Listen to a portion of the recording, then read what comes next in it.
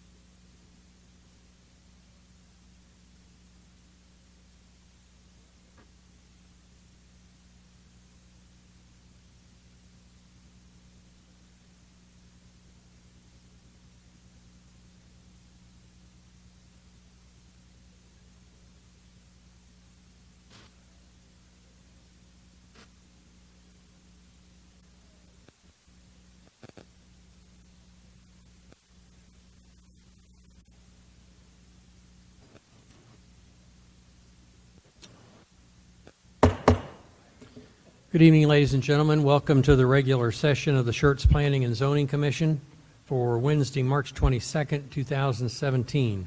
We'll call the meeting to order. First item on our agenda is hearing of residents. And as best I can determine, everyone signed up for item 4B on our agenda, which is a public hearing.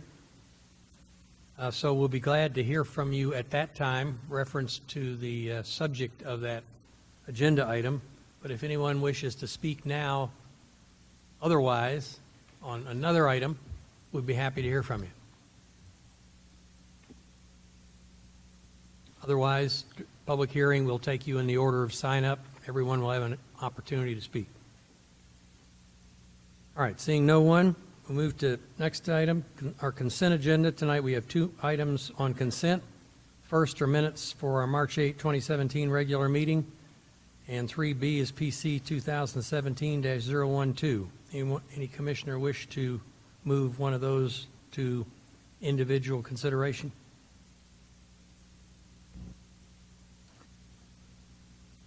If not, Chair will entertain a motion.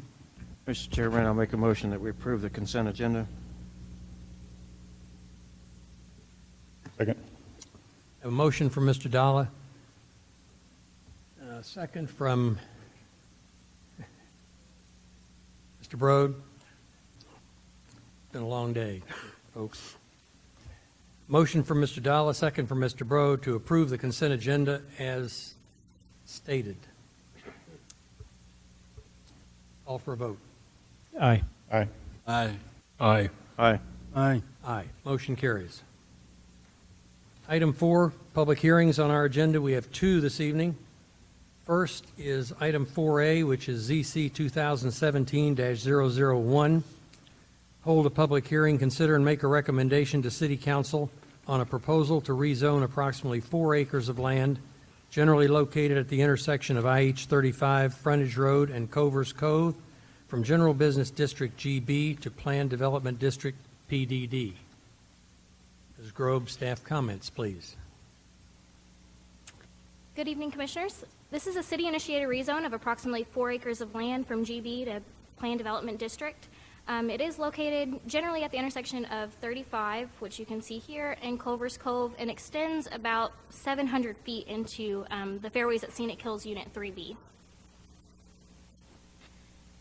So So the subject property does consist of 8 single-family homes, which are the Fairways at Scenic Hills, Unit 3B, Block 15, Lot 22 and 23, which are these 2 here. Block 17, 4, 5, and 6, which are these 3 lots. North Cliff 1, Lot 1, 2, and 3. And then there is a sanitary sewer lift station, a portion of a 16-foot wide drainage easement, and 2 vacant undeveloped lots located here. 21 public hearing notices were mailed to all property owners within 200 feet of the subject property, which can be seen here by the red buffer, on March 8th. At the time of this presentation, we've had 2 responses, both in favor and 0 responses opposed. And a public hearing notice will be published in the San Antonio Express prior to the City Council public hearing. The Comprehensive Land Use Plan, Schertz Sector Plan, designates the subject property as highway commercial. The proposed zoning is generally in conformance with the goals and objectives of the comp plan. The rezoning to PDD with a base zoning of single-family residential 2, R2, provides for compatible land uses with the existing single-family homes to the south and is directly compatible with the future commercial development to the east, which is part of the Homestead PDD, and to the west, the existing golf course. As we know, the future land use plan is a graphic representation and is intended to help with the visualization of the desire for the future land development. The proposed rezoning to PDD with a base zoning of R2 is a more appropriate zoning based on designation than commercial zoning due to the existing single-family homes that are there. So this is the zoning exhibit side. To the left, you can see the current zoning of GB, and to the right, the proposed of PDD. This rezone should have a minimal impact on existing water and wastewater and public services due to only 2 lots out of these being vacant, undeveloped.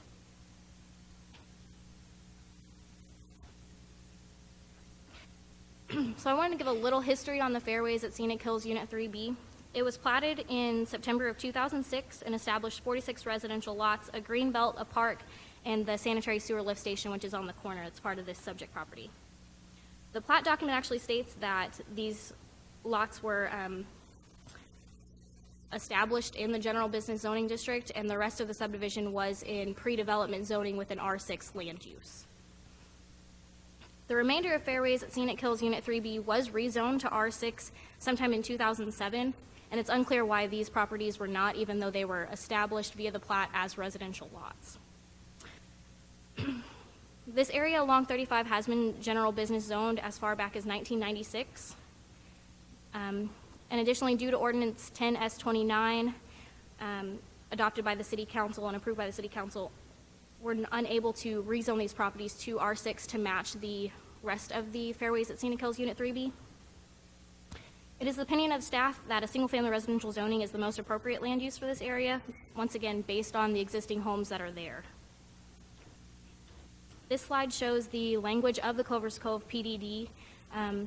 It states that property within the Clovers Cove PDD will develop in accordance with the base zoning of single-family residential District 2 with modifications to the dimensional requirements in the current Unified Development Code as amended for all other code requirements and specifications. Then it lists the dimensional requirements that will change for these lots.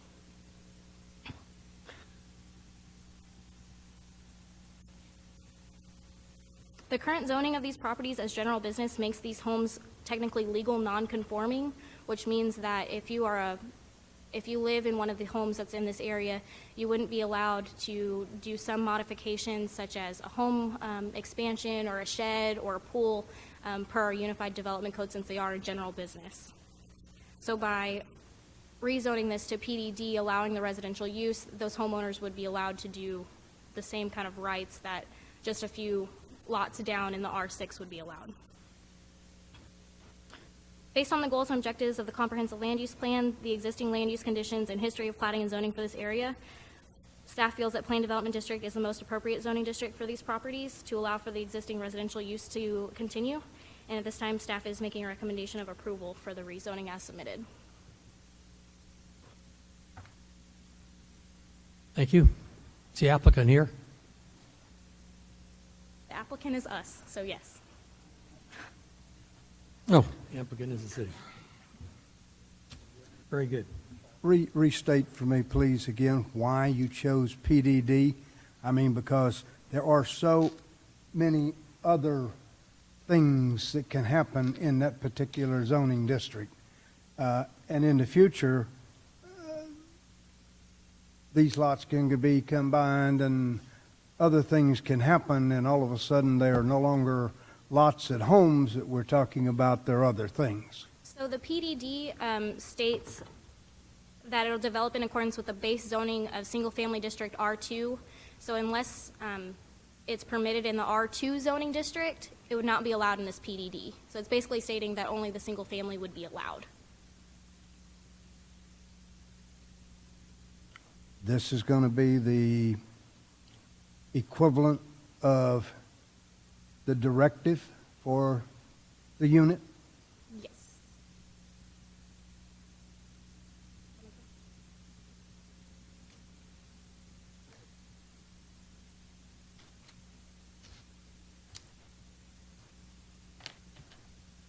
Okay, this is a public hearing. So we'll call the public hearing to order at 6:12 for anyone who wishes to speak on item 4A.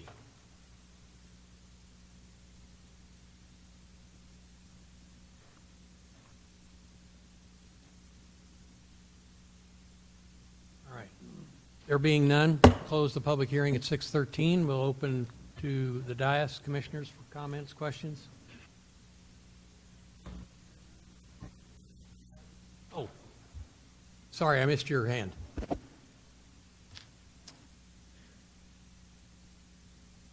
We'll reopen the public hearing for comment. Thank you. My name is Tom Might. I'm at 6038 Covers Cove, and I think it was Mr. Evans was asking about the zoning. Why couldn't it be zoned something else? My home, according to that map, is zoned R6. Why can't this be rezoned R6? My concern is that if it's whatever this general thing is, anything could go there. If one of these homes burns down or someone decides to sell their property, I'm concerned it could be zoned anything. It's just a general, what was it, general business? What is the new PDD or something like that? Okay, and what can go there? So that's my concern. And actually, I just filled this out because this count as opposed. And by the way, I'm opposed. Okay. So, Plan Development District, it allows specific uses based on this document. So this document is stating that only residential, anything that goes there has to be in conformance with our existing single-family residential District 2, which is just single-family.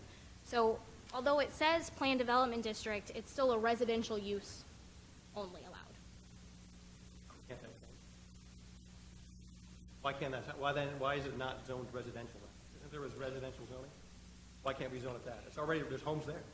Yeah. There is, but we don't, R6 and R7 were placed on moratorium by the city council years ago, so we don't recognize those as current zoning categories. So if I may, if this kind of may help folks, this is a very weird deal. This is not very common to have happen. It's an unusual case. So the issue we have right now is what you have are single-family residential homes that have been built, but technically they've got a GB zoning, a commercial zoning. That creates two primary problems today for folks. One is if you own one of those homes, as Emily said, and you walk in and you say, hey, I want to do an addition to my house, I want to build a pool, we're going to look at the map at building inspections and say, oh, you're a legal non-conforming use because a residential use isn't allowed, you can't build that addition onto your house. And that would be frustrating for them. The other problem that neighbors would have is just as you've described, which is under the current zoning, somebody could walk in tomorrow who owns one of those properties and say, is a restaurant allowed in GB? Could walk in and say, I want to convert my house into a restaurant, and it would be allowed under the current zoning. And what I think most everyone wants is, I want those properties that are built as homes to stay residential homes, and that's the reason for the zoning. The reason we're not necessarily going to the R6, as Mr. Richmond said, was the moratorium that was put there, and because of this whole confusion, we feel like doing the planned development district, that at its base only allows the same uses as the R6 district as residential, is the most appropriate way to go so that those homeowners have the same rights and privileges and ability to enjoy and renovate and enlarge their homes and do the things we'd all do, and yet it protects the rest of the neighborhood from something happening. So again, not to try to convince someone what they should or shouldn't think, but if the concern is that I'm worried about one of those homes turning into a business that's not compatible with the rest of the neighborhood, then likely they would favor a rezoning to get rid of that commercial zoning. The mechanism, we think the best way to do that is the PDD route, but with regard to uses, it's just as restrictive as going straight zoning with a residential district, if that helps. I understand. No, That that's makes- okay. Okay. That makes sense. But is there a straight residential zoning code? There's a neighborhood that's going in there, a brand-new neighborhood. What's that zoned as, residential? The residential neighborhood going in behind you, which is Homestead, is in fact zoned as a planned development district. What the planned development district allows us to do typically is we kind of pick a base zoning district, and it says you can do these uses in this district, but sometimes we'll tweak the development standards a bit for more flexibility or based on how those homes may have been built. What we don't want to do is go with a straight district that creates a setback that continues to create a non-conforming issue. So the planned development district lets us deal with that. It's just, we think, a more effective way to get there, because the goal is if we don't have a zoning district that allows those properties to continue to thrive as homes, which means folks continue to reinvest and add on and make expansions, when you're prohibited from that, it often can lead to a decline in a neighborhood because folks aren't allowed to make reinvestment in their property. That's a bit of the challenge we have on Main Street with the floodplain issue there. And so we think this is a more effective way to make this a viable neighborhood, compatible with the rest of the neighborhood, for this weird deal that, how it happened in 06, I have no idea, but that in fact makes it more compatible for everybody going forward. But can certainly appreciate your opinion. And I don't want to belabor this thing. I can go a little longer. I understand that, and I Right. certainly am sympathetic to the homeowners that are there now, because it looks like these things were built and nobody really looked at it. Bingo. And I'm sympathetic to that if they Yes. want to change their homes and make them more livable or improve the property Right. value. I would just, as a homeowner in a residential area, I would like to see more restricted so homes. And because there also are some properties that are north between that last home and I-35 and that are empty. And what could go there? So let me do this real quick, because I don't, maybe if you have it or if Channery's got it, can you read off the actual uses allowed in the R2 district so we can tell you exactly what it's allowed, and it's a real limited use, and then tell me if any of those are different than the R6 that they're zoned adjacent, because typically what you get in most of our residential districts are a single-family home, maybe a church, maybe a school, public use, things like that. So let me get Channery, if she can find it, to read off what's allowed in R2 and R6, if the commission, and I would bet, I could be very wrong, that it's the same exact uses in both districts. Yeah, no park spaces in there. Right. A restaurant without a drive-up, that's in there too. A restaurant without a drive-up is allowed in GB, so currently a person could build a restaurant. The change would not allow them to do a restaurant. Okay, right, and if That's- they're actually a GB, you could probably put an oil change shop in there. Probably Not any could, you business could in put that. a bar or nightclub, Gentleman's a club. second Thirsty Joe's, not a gentleman's club, but could do a bar. It's a slate, we're going off topic. So let me see if Channery's got it and can read off, and we'll listen and go. Yeah.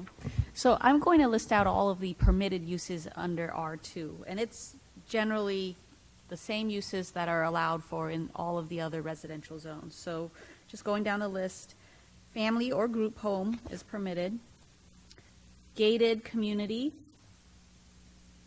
golf course and or country club, municipal uses operated by the city of Schertz, one family dwelling detached,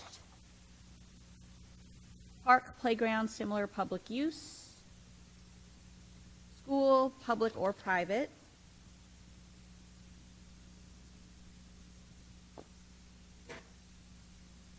and then there's some additional specific uses, but those are the outright use permitted. Yes. Yeah, so it's the same base uses that are allowed, kind of more technical plan reasons on non-conforming. So if this goes through, same things that you can do in your R6 is the exact same list of things they can do on theirs with this. Okay, forward. If not, I'll be back. Okay. That's why, again, I'd rather tell you and have you be back going, he told me, as opposed to mislead you. So, yeah.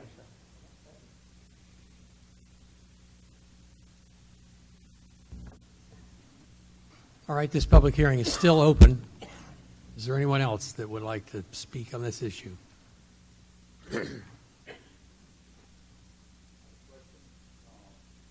Can you come to the podium, please, sir, and give us your name and address for the record?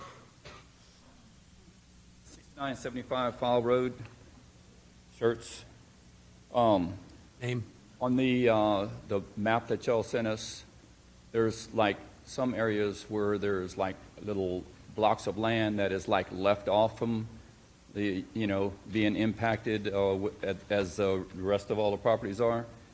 It seems like you're trying to get one swatch of homes that are, a lot of them are, there's some mobile homes there, there's older homes and stuff. It's like you're including all of those, but you're leaving some other particular properties, little areas alone, and we're just wondering why is that? Are you asking about 4A or 4B? That's 4B. We're not on this one yet. Oh, okay. Well, he said, he mentioned 4, item 4. Yeah. So, So there's item 4. So we're still on item A, 4A. okay. Well, he just mentioned item 4, so that's the reason why I was bringing this up. Yes. Okay, I'll wait until you're ready. Thank you, Emily. Okay, one more time, item 4A. Anyone wish to speak on item 4A? All right, I see no hands. So we'll close the public hearing this time at 6:23 and open commissioners for comment, questions. I guess for me, it's the right thing to do for the residents that are in there. The one question I do have for you is the slide that we have up on here. I know in other PDDs we have a pretty extensive document that we get associated with it, but this one slide consists of the entire PDD document. Yes, sir. So it's such a simple PDD because it's basically outlined you can do what is allowed in single-family R2, and that's it. The only difference between this and if they were zoned R2 is the dimensional requirements of the lots.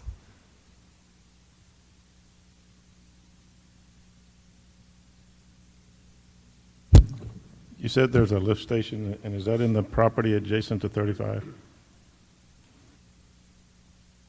Yes, sir. So this is the lift station here. Is it a Schertz lift station or a, Per the tax rolls with the county, it's owned by the Fairways HOA. thank you.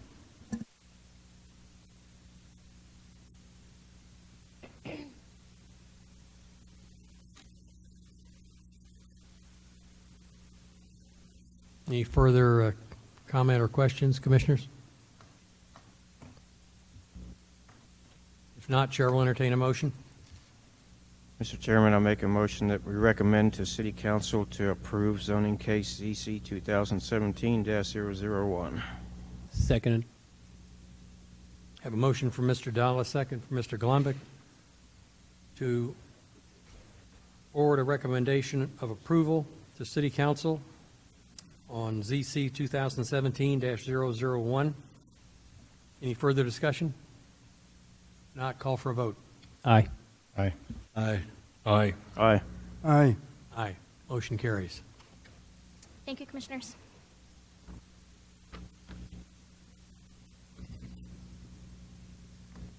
Next item on our agenda is item 4B, also a public hearing, ZC 2017-002.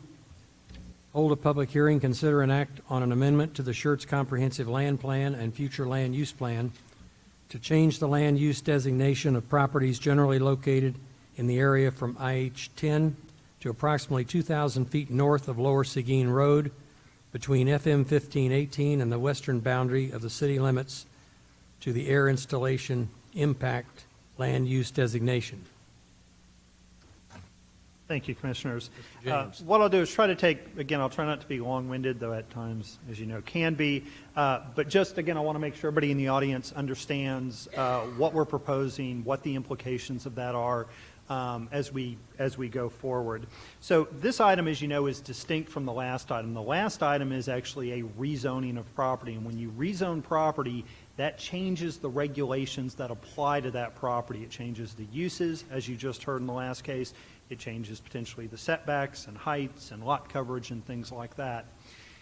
What we're doing tonight is not a rezone recommendation. It's an amendment to the comprehensive land use plan. And what we're going for, and again, if you read the caption, and this may go to the gentleman's question, it may not, but with the language in the notification, we described it very broadly to make sure that everyone understood the area being included, though as you can see, it doesn't technically go all the way down to IH10, but we wanted to make sure that the caption was inclusive of everything. The other thing is the property owners received a notice, and they may have gotten a notice even though they're outside of the area that you can see that's being changed in the two graphics, essentially the area tan and blue on the left, that's going to blue on the right within that boundary. So you may be outside of that, you may not be impacted, but we're required to notify you if you're within 200 feet of that. So your notice, in fact, may show a little line around that actual area, and you received a notice because we're required to tell you if we're doing something within a certain distance of you. But if your property is in the area in blue up top, that's not in the blue up there now, and even if it is, then you're the ones whose property are impacted by this mostly, but certainly even folks adjacent may have concerns as well or an interest in it. So just to be clear, what we're proposing to do is amend the comprehensive plan with regard to the language for air installation impact that I'll get to in a minute. But primarily what most people see is we're proposing to change the future land use plan, which is the map that describes generally what we want to see in an area, what kind of uses, what sort of development, and what things need to be considered going forward.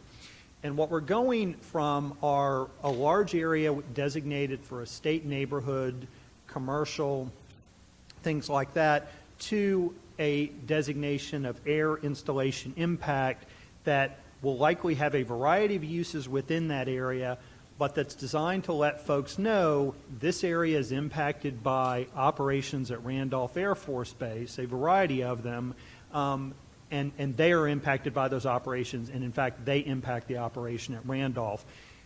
So it doesn't change any uses that we're doing, but I will say it sets the stage for that. Again, I want to be very clear with folks.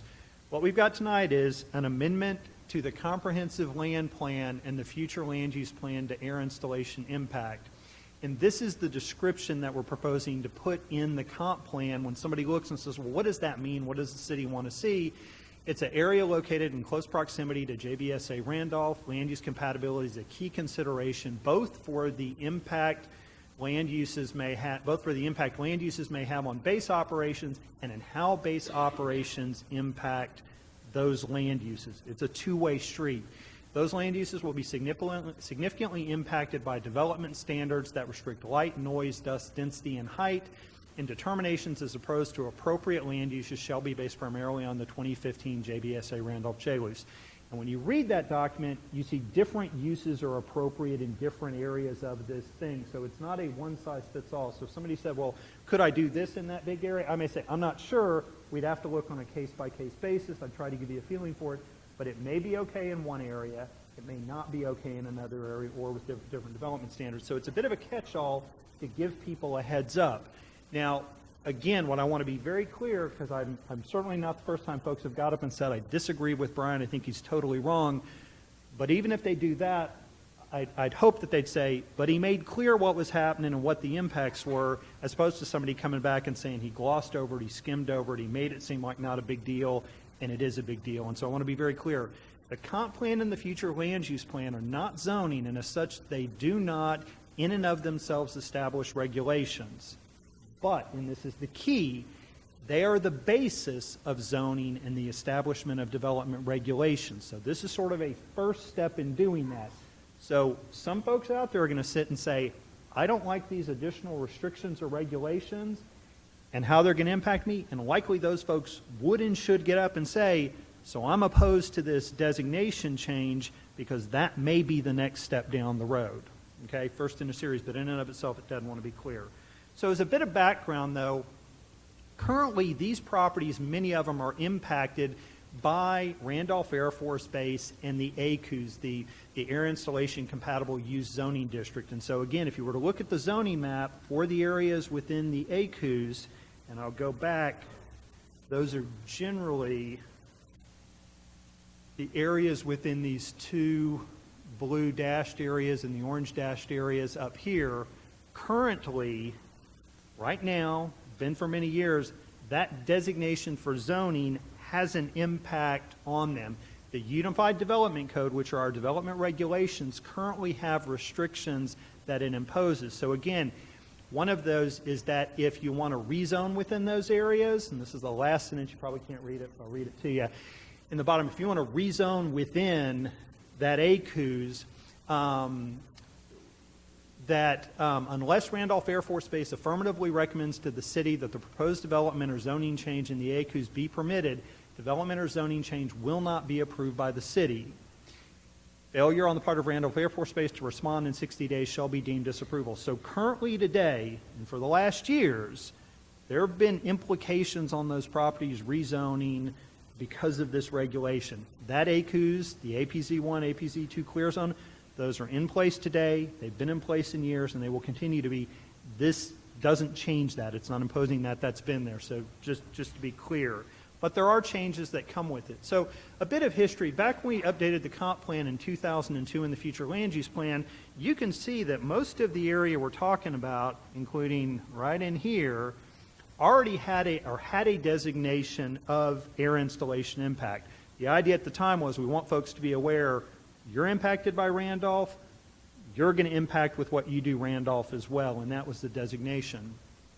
What happened when we came back because of the variety of uses, when we updated the comp plan, we altered that designation in part, and primarily, as you can see, we altered it in the southern portion to say, based on what the JLUS allowed at the time, we feel like an appropriate designation would be a state neighborhood. And so again, it was this, it changed back. What we're going back to is something more similar to what was there in 2002, and that is because of the fact that we have done a number of different JLUS studies for the area, and the JLUS study is a joint land use study. To be clear, it is not a document that Randolph creates in and of themselves and then hands to the city. This last effort in 2015 was led by Bexar County. They hired a consultant, and they included a variety of stakeholders in that exercise. They included Randolph, that had a seat at the table. City of Schertz had a seat at the table. Converse, Universal City, I believe Guadalupe County was there, Bexar County was there. Real estate developers were part of that as well. But they were an important component of it to develop a plan for the areas around Randolph who, as I've been saying, are impacted by base operations and who impact base operations going forward. And so 2008 wasn't the first one we did. For those of you who've been around a while, you remember a JLUS prior to that. And every time the reason you update a JLUS is because things change. Base operations may change, development patterns may change. Again, back when they updated it prior to 2008, there probably wasn't a lot of concern about wind turbines. We didn't do wind turbines. We're Texas, we're oil, we're gas. Why would you do a wind turbine? But the current update has a lot of emphasis on wind turbines and the effect they may have on base operations. So those are some of the reasons you want to go through and update. Plus, again, what the area looked like in 2008, very different than what it looked like in 2015, and that's part of why we do that. So what happened is the JLUS was updated. The big change that frankly has prompted this is the primary change in the 2015 JLUS is that in the Accident Potential Zone 2, the APZ2, and I'll move back and forth if you'll permit me. In the APZ2 are these southern areas in here. Okay, those are the APZ1, these are the APZ2. The APZ2 had allowed 2 residential units per acre, and that generally was acceptable. There were some additional caveats. But frankly, what happened as part of that is what everyone talked about when we were looking at development as part of that exercise is they assumed that what would occur are kind of ranchettes. You'd have maybe a half-acre lot here, but then you'd have a 5-acre lot and a 3-acre lot and another half-acre lot over here. And people would kind of have a ranchette and raise goats and things like that. What they did not necessarily anticipate is the Laura Heights development pattern that we had, which is essentially a suburban-style development just on a bit bigger lot. Again, the zoning case you heard before was a 7,200 square foot minimum. The minimum lot size in Laura Heights and Reserve and Halley and Ivy is a half acre. But it's generally the same thing. Now, again, there's a lack of sewer service, and that's a whole different matter we won't get into. But people weren't anticipating that. And so when those lots developed in a typical suburban pattern with the street running directly sort of parallel an extension of the runway, that wasn't what I think folks had anticipated. And that's what they said. We didn't anticipate that was the sort of development pattern would come in. And as we looked at it further with them, for that reason and a variety of others, we've heard a lot in the news about the bird problem at Randolph and the white-winged dove and the hazards posed.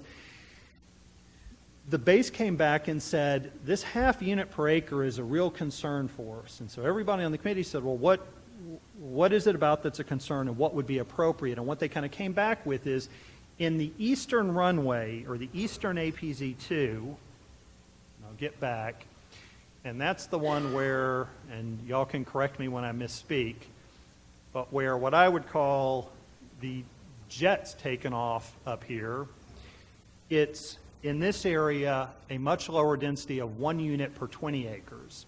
Over here, because the different flight pattern and whatnot, 1 unit per 10 acre would be okay. And then again, frankly, the city said, if this were to restrict that way, and then again, no residential uses in here or in here generally, it's a problem developed at a higher density within the area in between to provide services, et cetera, for a variety of reasons. It would make sense to designate there. So the JLUIS document includes that. 1 unit per 20 acres here, 1 unit per 10 here, and 1 unit per 10 here. Again, that JLUIS document was adopted by the whole committee, which includes all of the cities and the counties as stakeholders. It wasn't Randolph necessarily imposing it on us.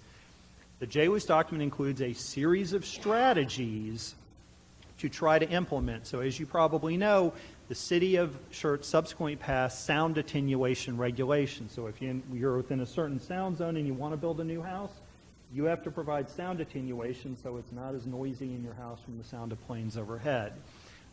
We've done some things like that going forward, and there are other strategies like that. But frankly, the primary one is the land use control and designation. And so the other thing I will say is, while we talk primarily about that land use designation, there are other regulations at play. And one that was in play prior to that is that generally residential units were not allowed in those areas with 65 decibel sound or greater. And frankly, that's not something that Schertz had imposed a regulation on. We kind of looked at the APZ 1, APZ 2. We didn't look as much in sort of those next steps with the sound attenuation.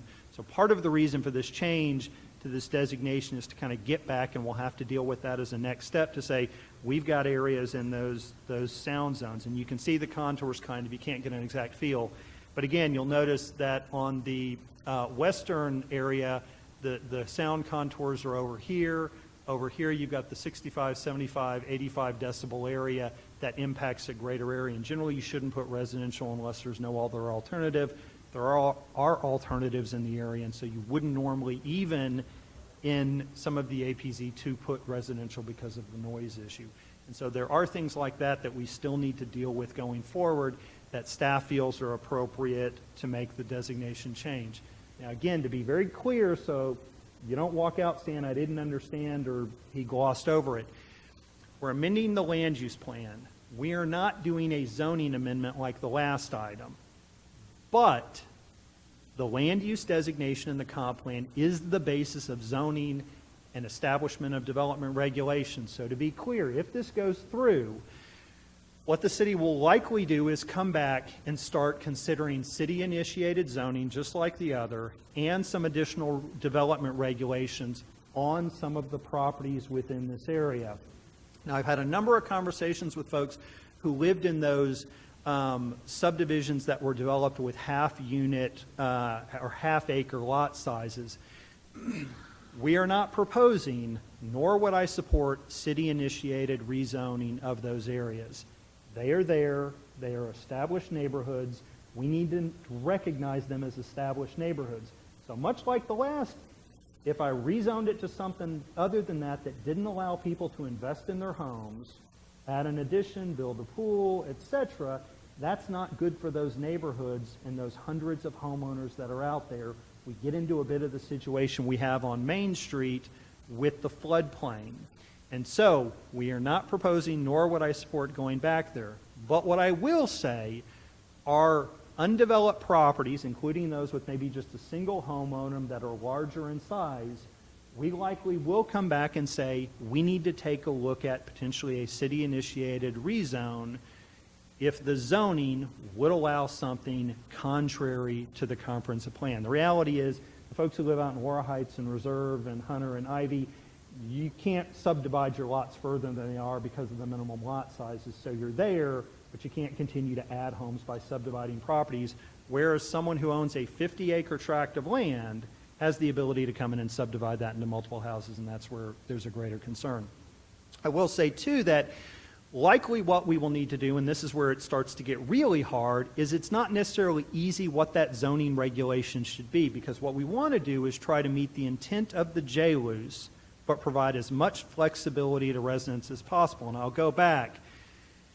It may not mean coming in with a straight zoning district with a minimum lot size of that. It may be something that allows a bit more flexibility, which is, I think, what the intent of the previous JLUs at the half acre have been, but doesn't get us that row upon row upon row of houses, but looks at those going forward. So again, likely large property owners out there who say, I want to be able to sell my property for potentially this or that or the other, they will likely stand up and say, I oppose this, I don't want any further restrictions on my property going forward, and I can certainly respect that.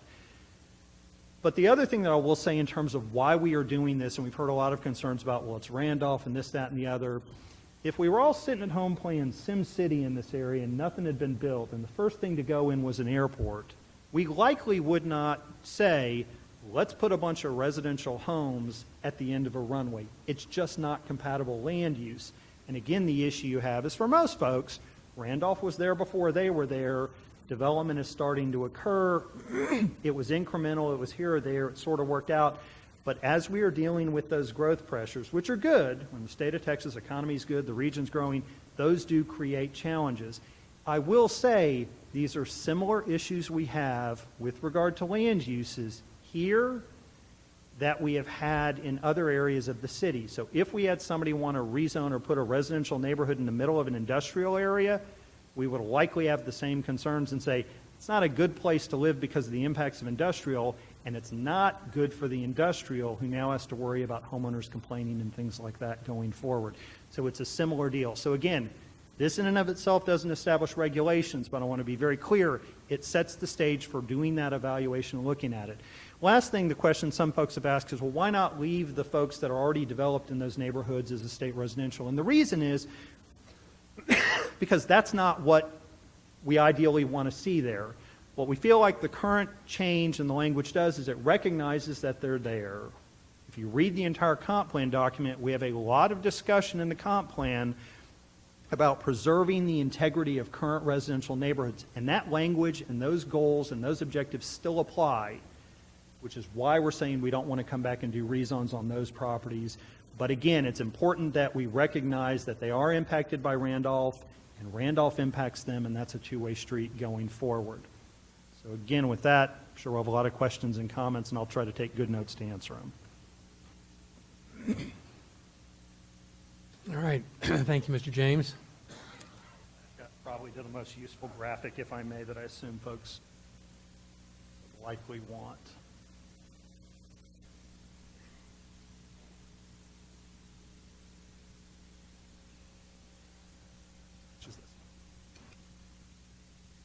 All right, this is a public hearing.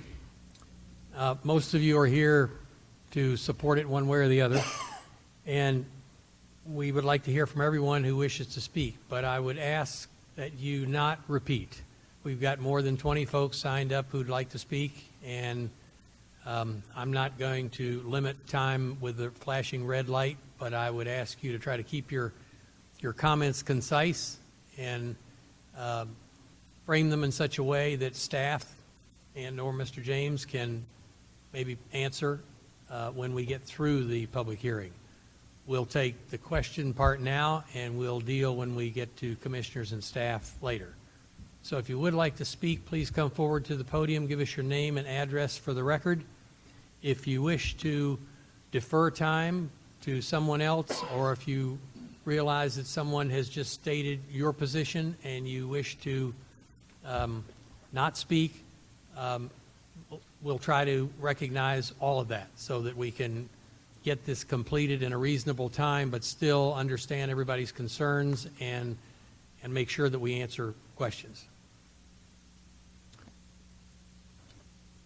So we'll open the public hearing at 6:46. And Clark McChesney, very good. First on the list. You're on, sir. Thank you, sir. Commissioners, I'm Clark McChesney. I live at 7018 Halley Heights in Laura Heights Estates in the area proposed for the land use change. Thank you for the opportunity to speak this evening regarding the proposed change in land use for the area south of Joint Base San Antonio Randolph.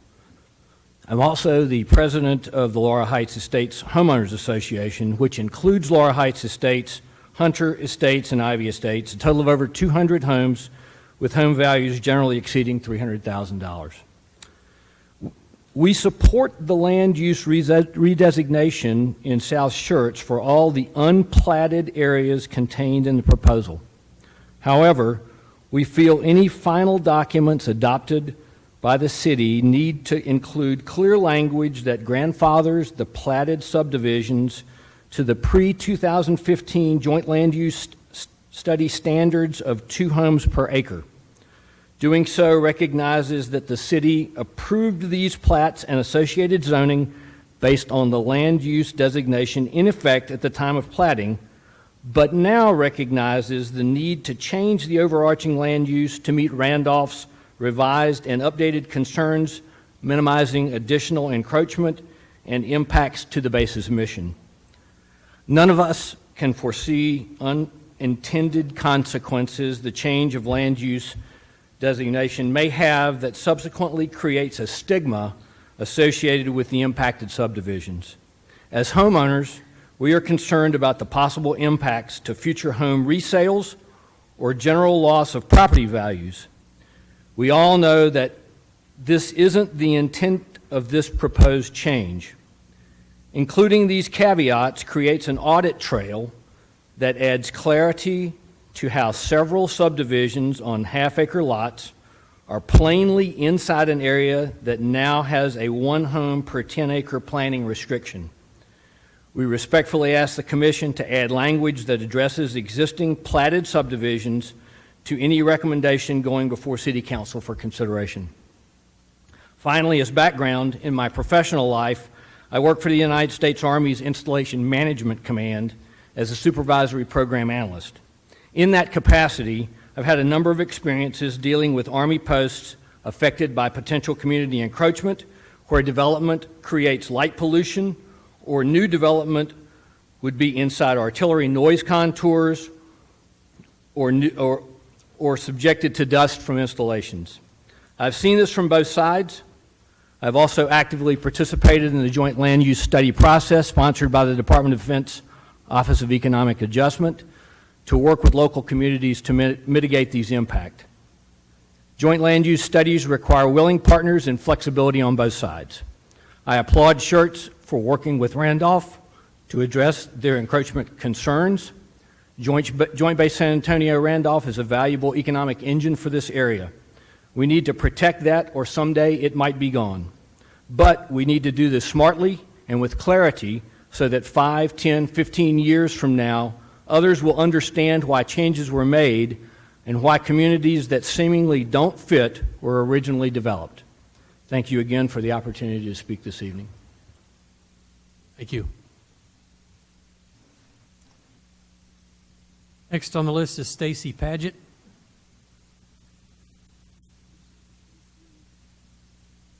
Good evening, Commissioners. My name is Stacy Paget, and I live at 12120 Ware Seguin Road. I have significant concerns regarding this, and I'm here today to really talk about what is going to happen to the existing residents that are out there. As Mr. James did indicate, that this is the first step. Rezoning will be the next step.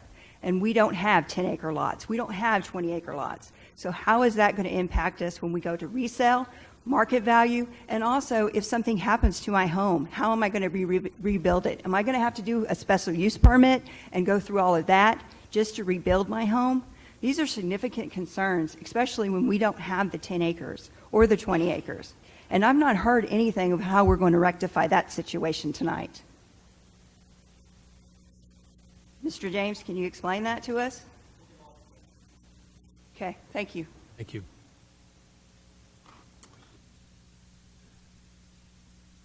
Is this Damont Royce Moore? Okay. Thank you. Sylvia Henderson?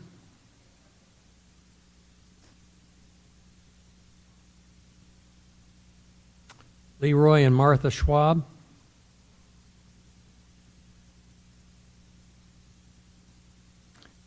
Glenn and Shelley Ristow?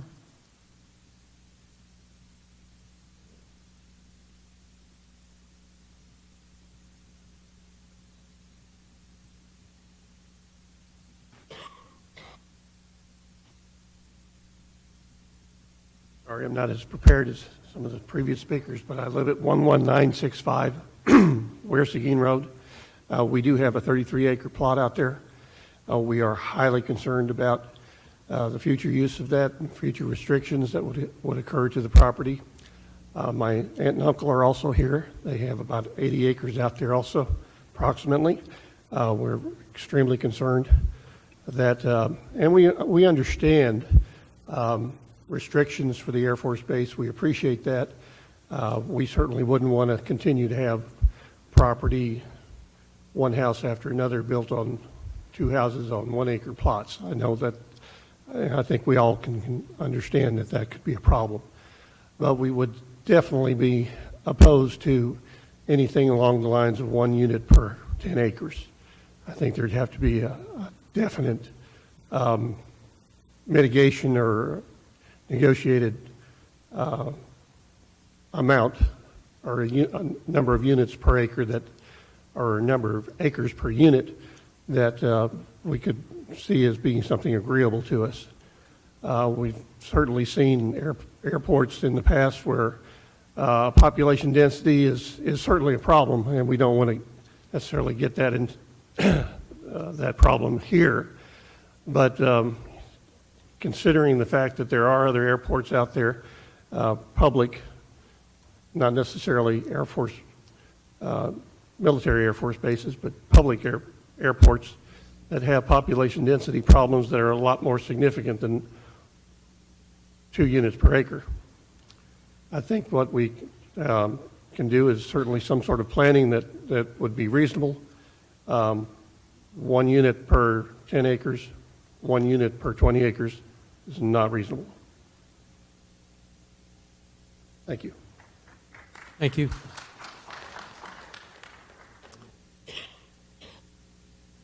This is Vi and Larry. I'm sorry, I can't read the last name. Okay. Right. You wish to speak? Oh, you are? Ah, okay, gotcha. Jeff Womack. Bobby Greaves.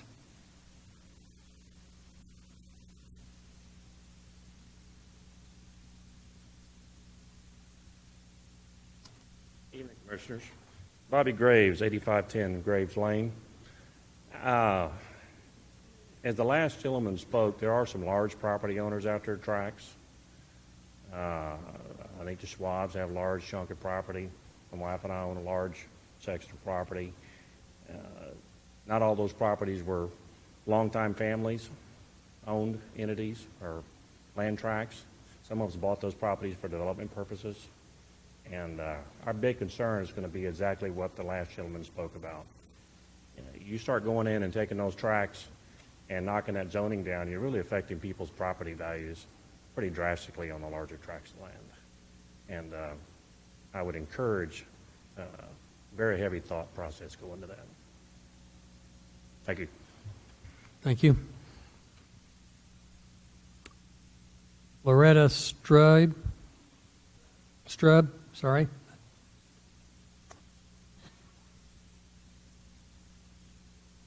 Hi, I'm Loretta Strub, 6265 File Road. I just want to say I agree with Mr. Risto and Ms. Pageant said. And as far as the last gentleman, I have 1 acre that I live on, and then through inheritance, I have 77 acres. So the 1 to 10 acres or 1 to 20 acres houses, that's not reasonable. So I really hope y'all think about that and we can discuss this. Thank you. Thank you. Jill Sievers.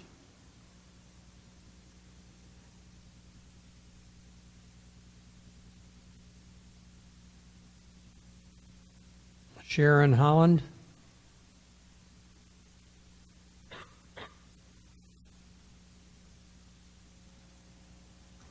Good afternoon. I'm Dr. Sharon Holland. I own 2 residences in Schertz. I live at 599 Wayward Pass right now, and as an Air Force veteran, I purchased property out in Church Forest, and we're building our retirement home there. I would like to state for the record that I fully support, my husband and I, we support any development that's positive in that area off of 1518, between 1518 and I-10. I do have a recommendation and also a question in regards to 1518, that FM 1518 that runs down by Randolph Air Force Base. Moving out there and building a house in that area, I noticed the traffic is extreme currently. It's very heavy. There's a new school being built out there and several new residents in those areas. So as more people move out there, the traffic increases, and right now there's a safety issue traveling from Ware Seguin to get on 1518 to get back to Randolph Air Force Base where we currently work.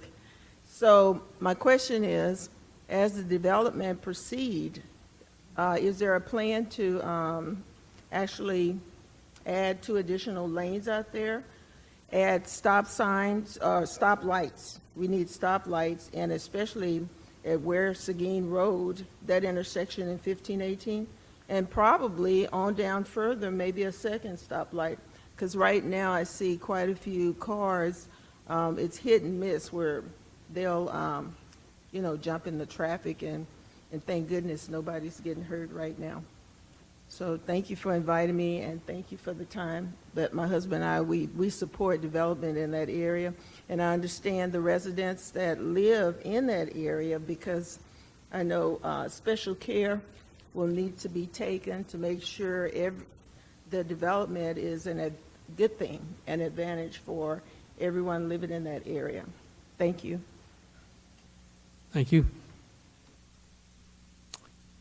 Thomas Malier. 6038 Covers Cove.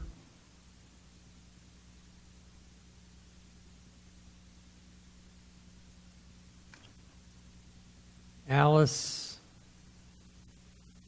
I'm sorry, I can't, the last name. Mailhift, maybe?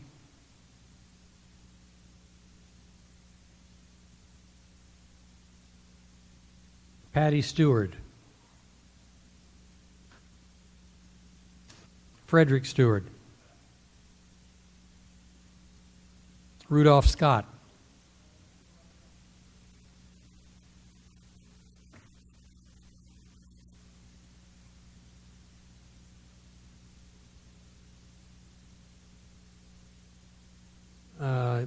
Maybe this is Jennifer Harris? Juanita Harris, sorry. All right. Steve Rutland.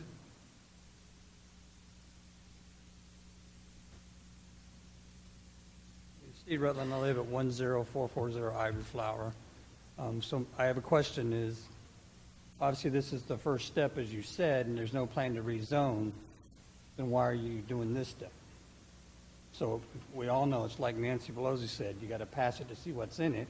We pass this to see what the rezoning is. So my question be, like Clark stated, if we're going to rezone this, are we going to get grandfathered, basically? So that, and then what, if you do rezone, what happens to the residents there? Forced to move, eminent domain, or what? That's the questions I have. That's all I have. Thank you. John Bierschwal.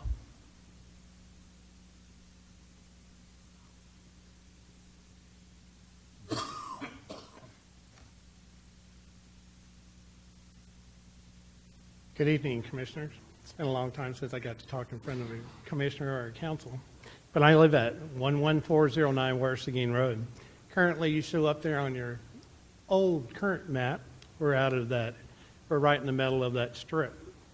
And Mr. Cantu would be here tonight, but he's out on vacation. And he had the same concerns as I do, and some of the other residents as well that spoke about the units per acre. So he's been trying to get his permit. It got sent back because he missed a moratorium date, so his check was refunded. But he would like to somebody address his concerns about continuing with his property. Are we going to be grandfathered in those type of situations, the ones that are in between? And so I told Bob I would ask that to the commissioners as well. One of my concerns is, the gentleman just spoke about it, is let's don't pass something that's not even ready to be passed until the planning and zoning is ready to go ahead and establish the zoning as well, so you can package it all in one bundle. I think it's going to cause confusion to the public. I can imagine once it is passed, a person go up to the council, or excuse me, to the city, at the inspection department, try to get a permit, and then all of a sudden, here we go with, can't build that. You've got that problem because you live in the proposed JLU's area that was just passed. I think they need to be hand in hand. That's why I'm opposing the project. I totally believe in this mission of Randolph Air Force Base. I've supported it for over 41 years with the city of Schertz, and I back them 100%. But I do have a problem with that, and I hope you take that in consideration. I do have one where some of my other neighbors are a little nervous about speaking, but where in that particular subdivision I live in, we have 10 lots. And in that 10 lots, we bought those lots with the condition that we could have a mother-in-law home or a granny plat, some people call them as well, behind your house, where you can move your mom or your dad as they get elderly. Now, how is that going to impact? Because our lots are 5 acres. So that concerns me as well. So, and right now, like I said, we're in between both strips. And every plane crash that I worked, and I've worked in my lifetime with City of Schertz, never occurred in one of those zones. It's always either been right here on Bacon Street or at 1518 in Schaefer Road where we built the subdivision. Now, well, I know that the potentials and critical condition is in those areas, and I totally support that. But let's be reasonable about it when we make that final choice. So that's what I have to say about that project. I thank you, and I thank you for your service that you do for the city as well. Thank you.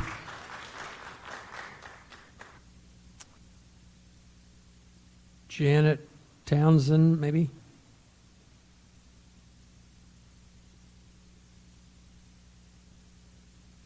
You got a pass? Okay, put it in here.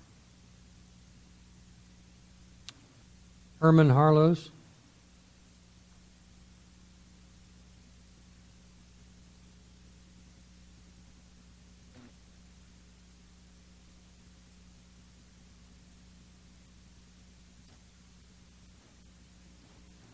Yeah, I'm Herman Harlows, 11564 West Seguin Road. My comments will be, I'm not, pretty much, I think from what everybody's saying, we need to have some kind of happy medium here, and I don't think it's happened yet. But, if y'all would look at something maybe like 3 acres or 5 acres or something of that nature in the center area, I'm just really blown away by 20 acres or 1 unit per 20 acres. That's telling me Randolph's changing their mission. I've seen some heavy lift planes flying in and out of there. If that's what they're doing, well, then they need to address the situation, and everybody needs to know that, hey, they're changing their mission. And I haven't heard too much about that mentioned. It's just different things that,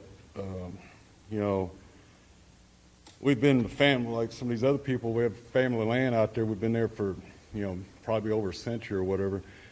And city of San Antonio was out there decades ago trying to tell us, they were going to do this for, density control or whatever language they used at the time. And I just shook my head when I seen the signs and the paperwork for Laurel Heights going in. It's like, what the hell is the city doing out here? They ain't doing nothing. They're building houses right underneath the runway. I mean, that's just my personal comment, and, it's hindsight, water under the bridge. But, so, and for if it does stay at 10 acres, or if y'all do go forward to 10 acres, and I'm looking at the fine print down here, I didn't break out a magnifying glass on some of that stuff.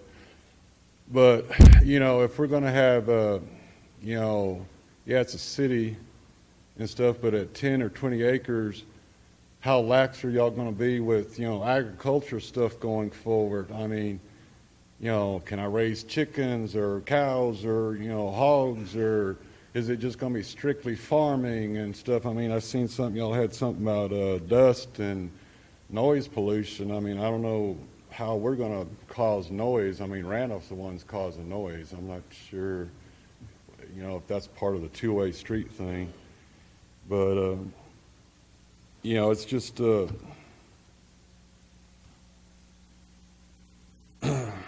just different things like, if I'm going to build a cow shed or something, is that going to be prohibited because there's only one residential unit per 10 acres? Mr. James, touched on a lot of good subjects and information, but there's a lot of information that hasn't been touched on. And, for the most part, I mean, if this is going to impact, valuation and stuff, well, is the federal government or state or somebody going to buy people out so they can do whatever the hell they want with it and stuff? I mean, a lot of people are concerned about value and stuff. I mean, I've looked at trying to buy property out of the area, and, I'm thinking, what the hell? I mean, either, what they're trying to buy it for in this area here in the center is, I don't know. It just, doesn't match up to me, as far as some of this stuff. But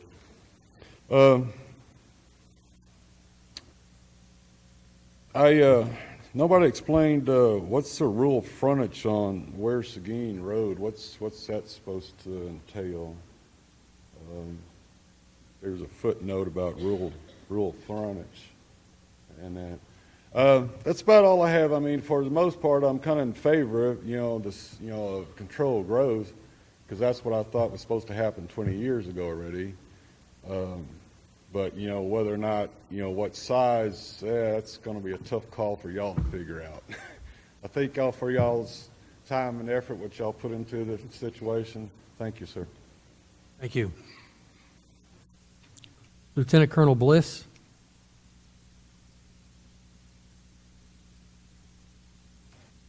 Commissioners, I'm Lieutenant Colonel Emil Bliss, Director of Community Initiatives for the 12th Flying Training Wing.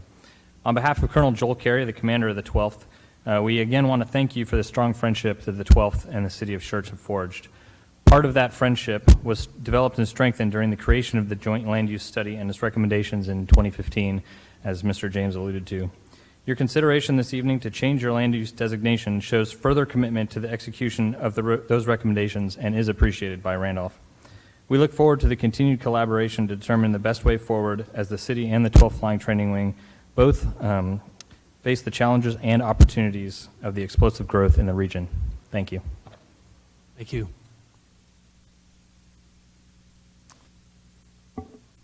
That concludes the names listed on our sign-in registers. If there's anyone who came in late, anyone who now wishes to speak because they heard something different, we'd be happy to hear from you also.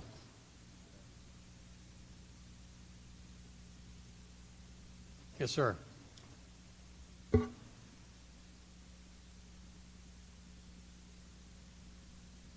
Roger A. Walker, at 6545 Fowle Road. I'm in the planning stages of building a home there. Will I be grandfathered, or how would that work? I start planning, then you change something, then I'll have to go back and say can't do that. And that's all.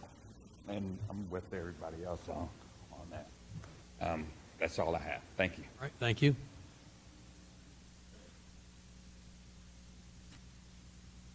Anyone else?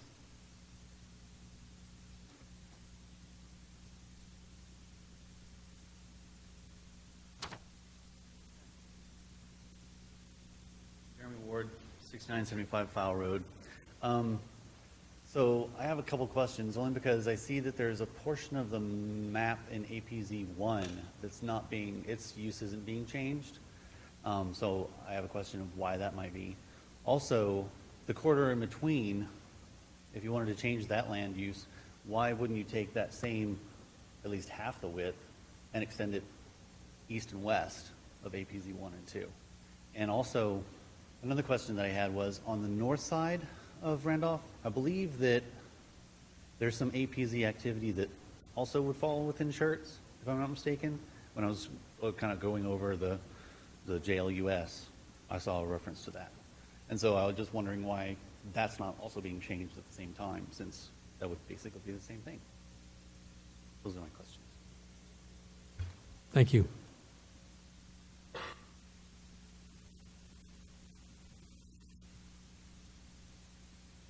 Any last questions?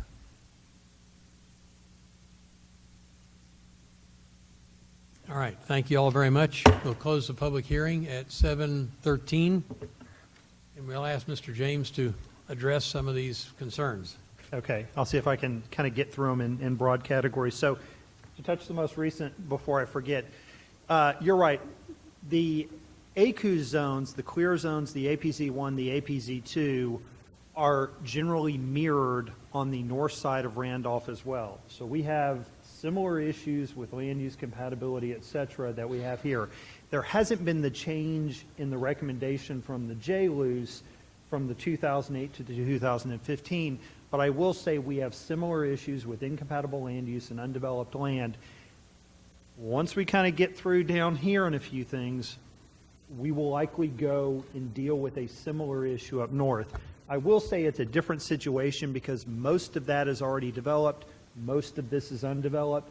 And one of the things, as you've heard, is you have different people with different situations here that we're trying to walk through. Part of the reason not to include the north is that's a whole different set of people and didn't want to kind of split up the conversation too much. But you're right, we have the same issue up north that we need to deal with going forward. The reason we didn't sort of split down the middle of the area between the APZs and go half and half is that the reason we're changing that designation is a different thing. It's less the concern of the accident potentials that occur in those areas.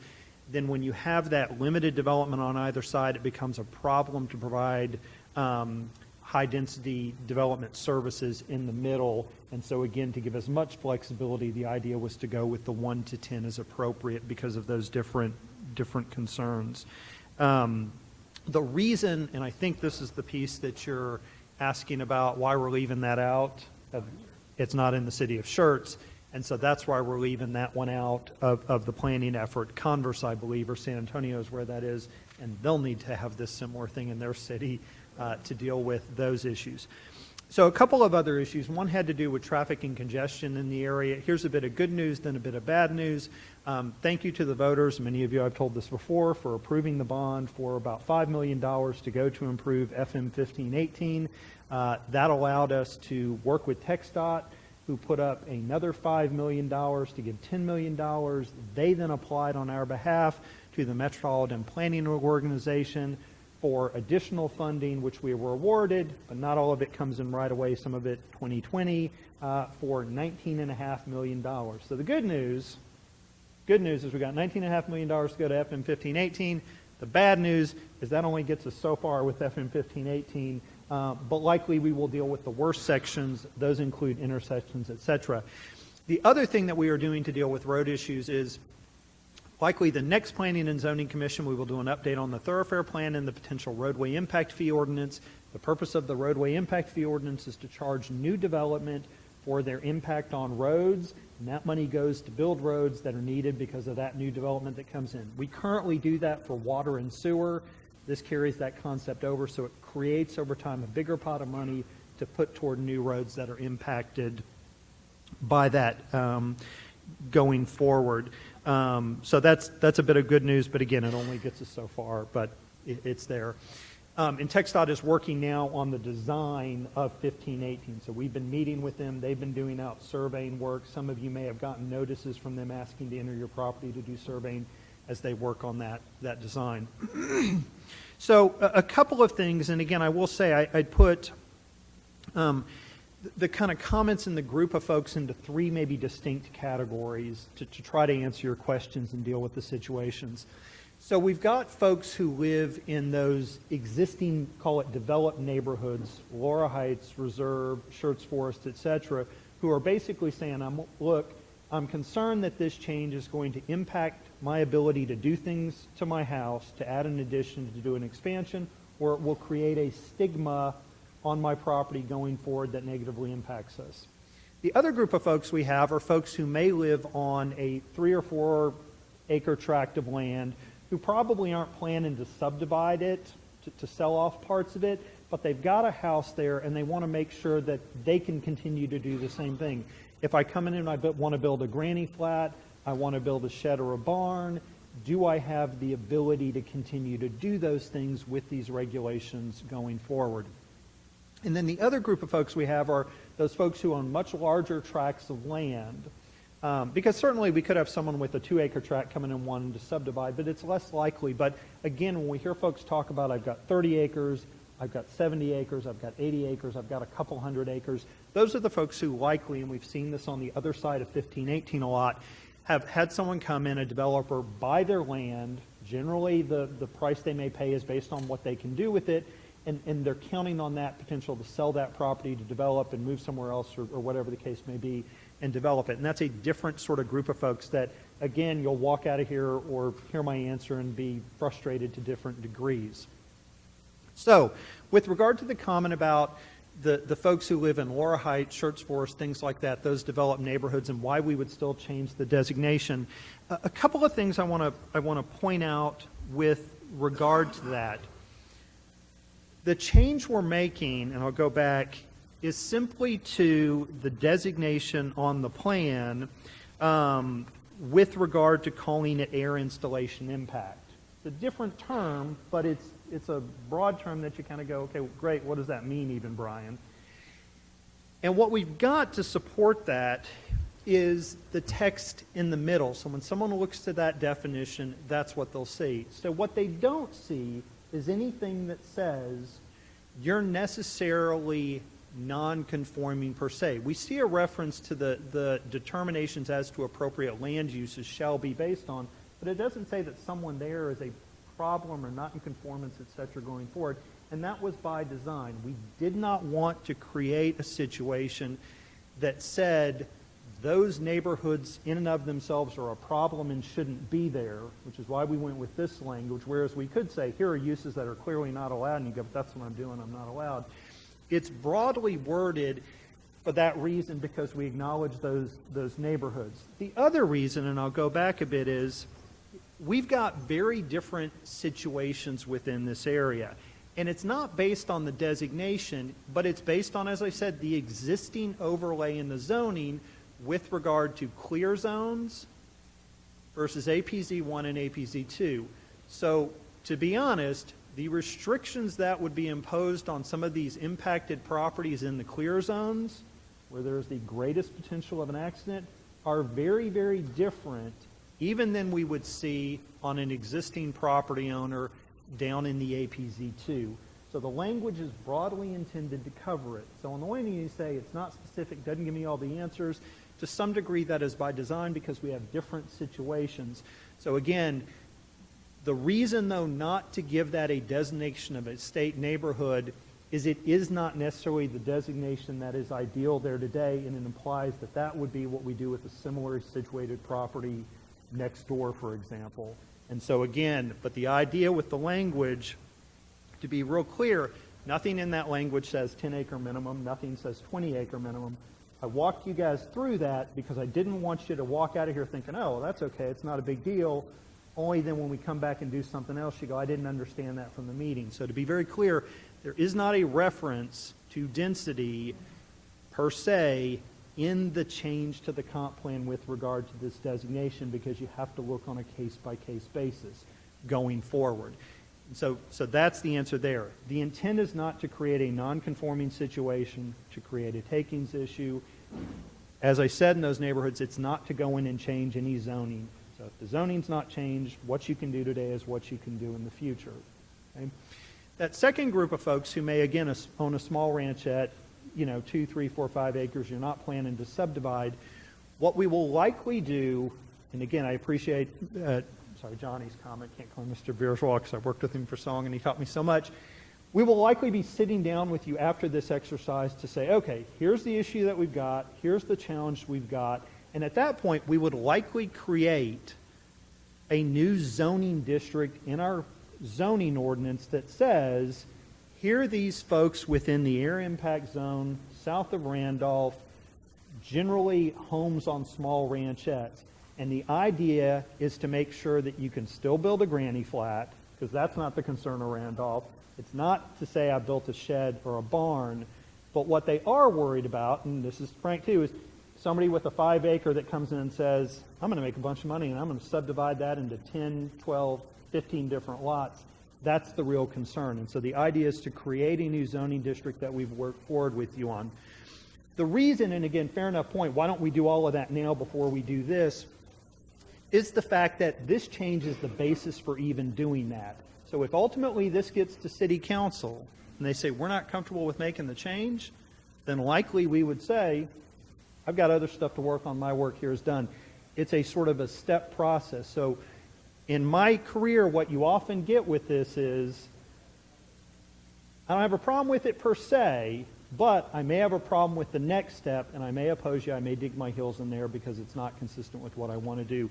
But the idea is to work in a step fashion. The other, and again, I'll be real blunt, the folks who would likely have the most concern about this are the folks who are up in the clear zone, that when we go through this exercise, would face the most restrictive changes through any kind of city-initiated rezoning or regulation, far more than likely the folks down here would, the folks in here would, etc. The last thing I'll say is part of what we've got to do that go through the exercise is, as I've said, particularly for the area even in between, and some of the areas in the APZ2 where those uses are allowed, we may be able to create some creative districts. The concern, as I understand it, is if there is an accident, which God forbid, but those things happen, we don't kill as many people on the ground or injure people. And so again, we may be able to find a creative way to say it's not solely based on lot size, it's where those houses are relative to one another to be able to do some creative things that get us there. And so that's really where the bulk of the work kind of comes in. But it's a step process that we do going forward. I will say for the gentleman, as Mr. Bierswald or Tony referenced, we currently have a moratorium in place. So likely if you were to walk in today, as Mr. Cantu did, we would say, look, we've got a moratorium. We want to get through this effort. We will not take that. Part of what we want to do is make folks aware of what those restrictions or changes are so you don't continue down a path at something that is not compatible going forward that would be an issue. The toughest group, and maybe I will say for those folks, are those folks who stood up, Mr. Graves, Ristos, and said, I've got a large tract of land and we potentially would like to develop it. I don't have an answer for you other than say, Ultimately, the direction that we would see this going would be to prevent you from selling that for it to be developed or subdividing in as many lots as it could be under the current zoning. I want to be real clear with that with you. Don't expect to change your mind. Understand clearly the impact that would have, and I want to be real honest so that as you walk out, you go, I disagree with him, but he was clear about that going forward with you. This isn't going to make you feel better, but one of the things we are doing is, again, there are non-residential uses that may be appropriate, and any future effort might include some of those as we transition from other uses. So I think I've kind of hit most of them. I don't know if you want to take any follow-up, because I'd hate for me not to have caught something, but I don't know. I'll defer to the chairperson. We'll see.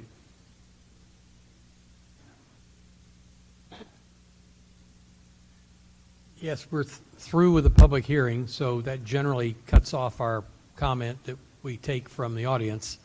But if there's some specific questions out there that address Mr. James's... Come on. You mind coming up? I'm sorry. Or we can get you on the record and everybody... Yeah, we need to still follow the same procedures, if you would. You have up here earlier that had something on it about 1 unit per 20 acres. That's my question. Okay, fair enough. So the reference I had in the PowerPoint, that takes language, and Bryce, if you want to pick it up off the floor there for me and hold it up, is from the 2015 Joint Land Use Study. That's it. So Bryce has it. That's online. If you Google, go home and do Randolph J. Luce, you'll pull up the website. The first document there is that, and you can read through that. In the strategy section and some of the others, it talks about that. So again, the change, if this is ultimately, this goes from P&Z to City Council. If they approve this, you'll see the map change on the future land use plan. You'll see inserted in the comp plan that new kind of definition that I've got here, and that's the changes that you'll see to the comp plan for this action tonight. Just that. But again, I didn't want you to walk out of here not knowing that if that happens, then we turn around and we start this other stuff, and you come in and say, wait a minute, you didn't tell me that didn't. But technically, that 1 unit per 10, the 1 unit per 20, that minimum, isn't in any of the changes tonight. It's solely changing that map, adding this language, and then we've got to really sit down, and this is going to be a bunch of meetings here with you guys, probably different groups, just because of different interests, to sit down with the folks that've got the small kind of ranchettes. What does this mean for me? What are we doing? The large property owners, the folks out in Laurel Heights, et cetera, in those different situations to kind of coordinate what those next steps might be, if anything. Again, the idea is we're not planning to do anything, frankly, with Laurel Heights, or you folks all, the zoning can stay the way it is. Other folks we'll have to talk to. But I wanted to give you a heads up on that so that you didn't come back and say, you didn't tell me that. I want you to walk out going, yeah, you made it clear what they're looking at doing going forward as best you can, so you were informed. Does that help? Okay. All right. Thank you, Mr. James. Oh. You'll come on up. This patch, I'm sorry. Charles Paget, 12120 Ware Seguin Road. And basically, Brian, it's just for a clarification from you. I haven't heard an answer to Stacy's questions yet about who's going to be grandfathered or what is going to be grandfathered if all of this is implemented. We have 3 acres on Ware, or actually 3.75 acres on Ware Seguin Road. We're very uncomfortable with a lot of other folks in the same area out there as we are, as well as Johnny, as to what are we going to be able to do with our property when this is implemented, and are we grandfathered? All right, let me try it. You can hang out up here with me to make sure I get you. So, again, to be clear, if this were to be recommended by P&Z, and if it were to be approved, as I've described by City Council, you could walk in the next day and go, I want to pull a permit to do a shed, and they'd treat you, review that the same way after this change is approved as they would tonight. Okay? This in and of itself doesn't change it. What you're talking about that I haven't given you a direct answer to because I don't quite know yet, but I'm telling you the intent is, likely when it gets to council, I'll take a breather, take a week off, and then I'll start looking at those properties and seeing who's kind of in which group, who owns a bunch of land like Mr. Graves, Risto, who owns some smaller ranchettes.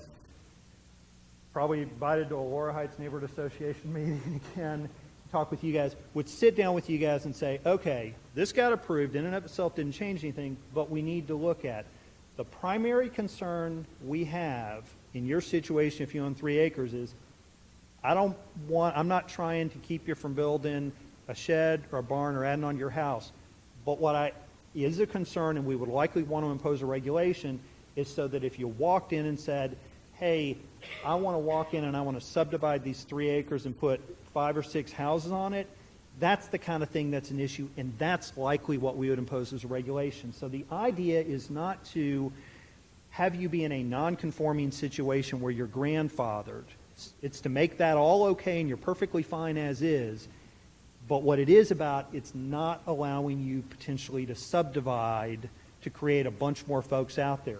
Randolph, all through the process and since then, we've made clear, we got folks living in the APZ2 in between, even the APZ1, and they're going to keep living there. Clear Zone, I'll be honest, is a bit of a different situation, and so I don't know that we've had anybody who says they're in there, but that is a bit of more of a concern for us. So likely what we do is sit down and try to work out a new zoning district, as I said, to create that we need to run and change, and hopefully we could reach agreement where everybody goes, all right, that's pretty good, where you can keep doing the stuff that you want to do and that you're doing today, but that our concern is you subdividing. Now, again, I'd be concerned if you come in and say, I've been to Paris and it's the greatest thing, and I want to build this replica of the Eiffel Tower. I would likely go, no, we're going to impose this height restriction, something within reason to let you build a barn, let you build a house. But if you want to build a wind turbine, probably not going to let you do that. So I want to be clear on that sort of stuff. If you want to do the solar panels everybody does now are the non-reflective kind. Some of the others are more reflective. Those are problematic, so I just don't want to gloss over that. But our concern really is subdividing to add a bunch more folks out there, not to stop you. And so what I'd like to think is we sit down, work something out so you're not hung up with a bunch of hoops to jump through when you want to add on to your house, build a pool, build a deck, fix something up. It's easy to do that stuff still, but it wouldn't let you subdivide. It's the primary concern, if that helps get you there. So I guess my understanding is that before the final, and I've been in city government for 28 years, so I'm kind of familiar with the way it works. But before this is finalized through the city council, I know it goes through zoning and then city council and 2 readings and all that stuff. But before it's finalized, you're going to get together with the folks that own the ranchettes, No. So let me try again and see if we can get this. So let me kind of go back. What we're proposing tonight is simply to change that language, add that in the comp plan, change the map. We want to get through, and so if you pulled that up online, you'd see that as different. In and of itself, that change doesn't change any regulations for you. Okay? I understand that, but this density thing is what there's nothing in here that stipulates the density. What this says is land use shall be based primarily on it. So it sets the stage that we're looking at, but it doesn't restrict you per se like the 1 per 10, 1 per 20 does. Right. That Is this not a summary of that preliminary where it did spell out the 1 in 10? So to be clear, and I'll try to go, what I'm trying to do is make everybody aware, you need to look through that document because that's where we're headed, but in and of itself having this in there doesn't restrict you from doing those things. For me to restrict further what you can do on your property than today, it has to come back through here with another notice and hearing and has to go to council. And so what I'm saying is, if we started that and you got another notice about a zoning or creating a zoning district or changing your property, and you say, Brian, you never sent a notice, you never met with us, you're going back on your word, you would be right. That's what I'm committing to, is before we go to that next step, we're going to sit down with folks and we're going to have that conversation. The idea is if this doesn't go through as is, there's no reason to even do that because they haven't even gone this first step. But before we move to that next step, I've committed to sit down with the groups of folks and try to work that out. Again, some I likely won't. Big property owners, we're likely going to go, yep, that was a big waste of however much time because but we may find some common ground. We may find some things we can do. I don't mean to be negative about it, but I don't want to be overly optimistic. I would like to think that with the small property owners, for those who say, yeah, I'm not planning to subdivide and do this, we can work a solution out that we're standing up here going, that's good for everybody. And likely some of you folks may go, love you guys on War Heights and everything, but y'all are good over there. I don't want that stuff coming in next to me because I like having a little more elbow room as is. So, okay. Thank you. I appreciate it, Mr. Padgett. Okay. Thank you, Mr. James, for the answers. I think we really need to cut off. We've gone far beyond the public hearing in answering questions, and You know, I wanted to make sure that everybody had an opportunity to speak, but I think everybody's been around.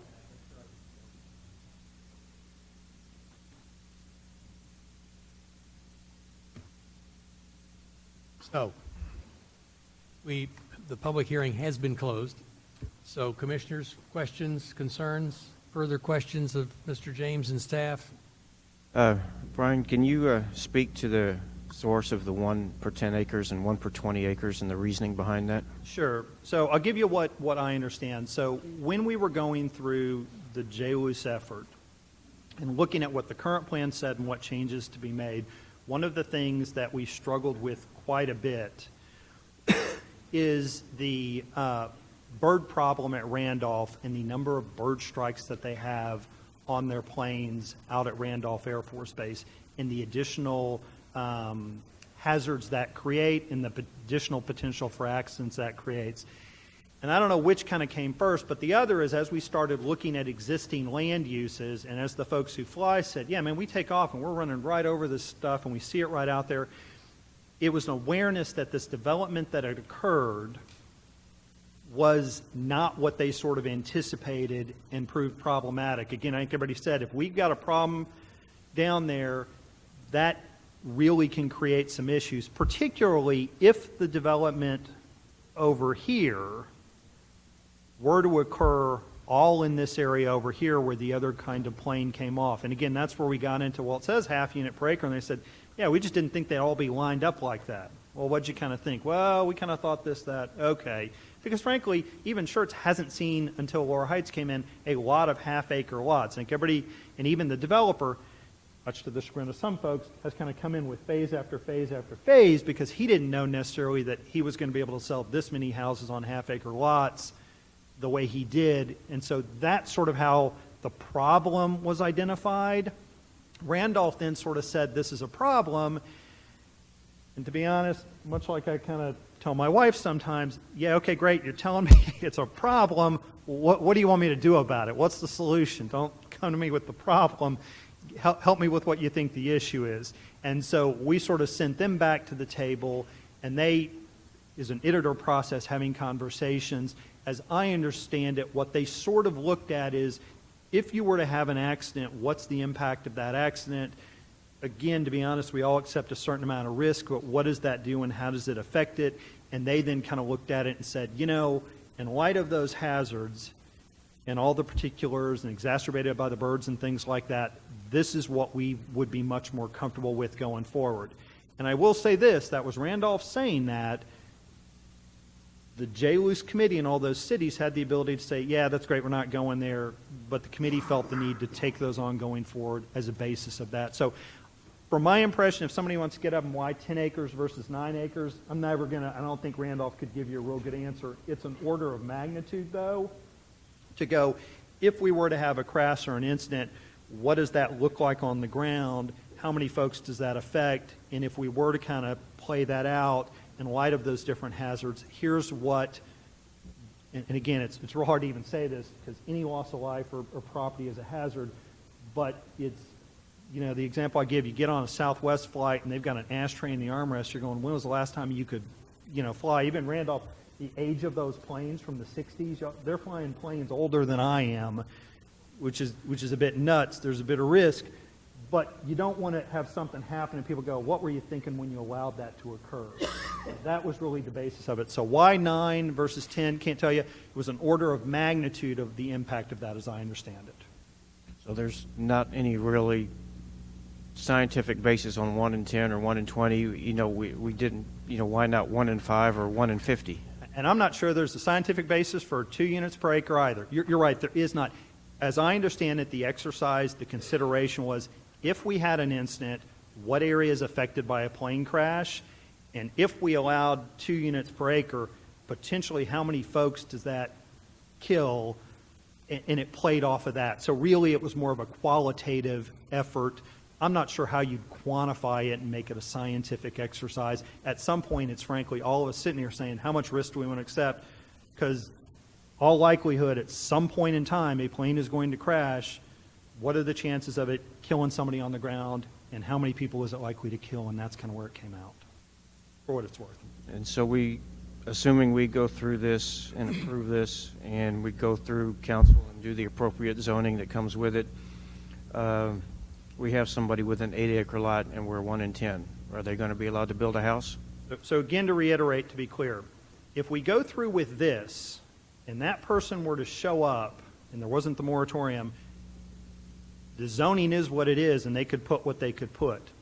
There has to be another exercise. So again, in all likelihood, the issue we're going to have is if there is a vacant 10-acre tract of land out there in the APZ2, in here, or in here, or in here even, the discussion has not been to prevent them from that already platted lot that they bought 15 years ago and have been saving up to build a house on.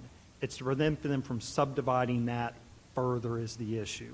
That's really what we're after. But for any of those restrictions to occur, we've got to move to that next step. But if we don't even change this, if we say, nope, we want to leave it as is, then frankly, there isn't a basis to consider these other things because we haven't changed the comp plan, which should be the basis of all our zoning and all our development regulations. That's what you look to. So if we can't even get to this here, I don't have a basis to run those things, to be honest. And that's why it's a stepped process that may seem odd to folks, why we do it that order.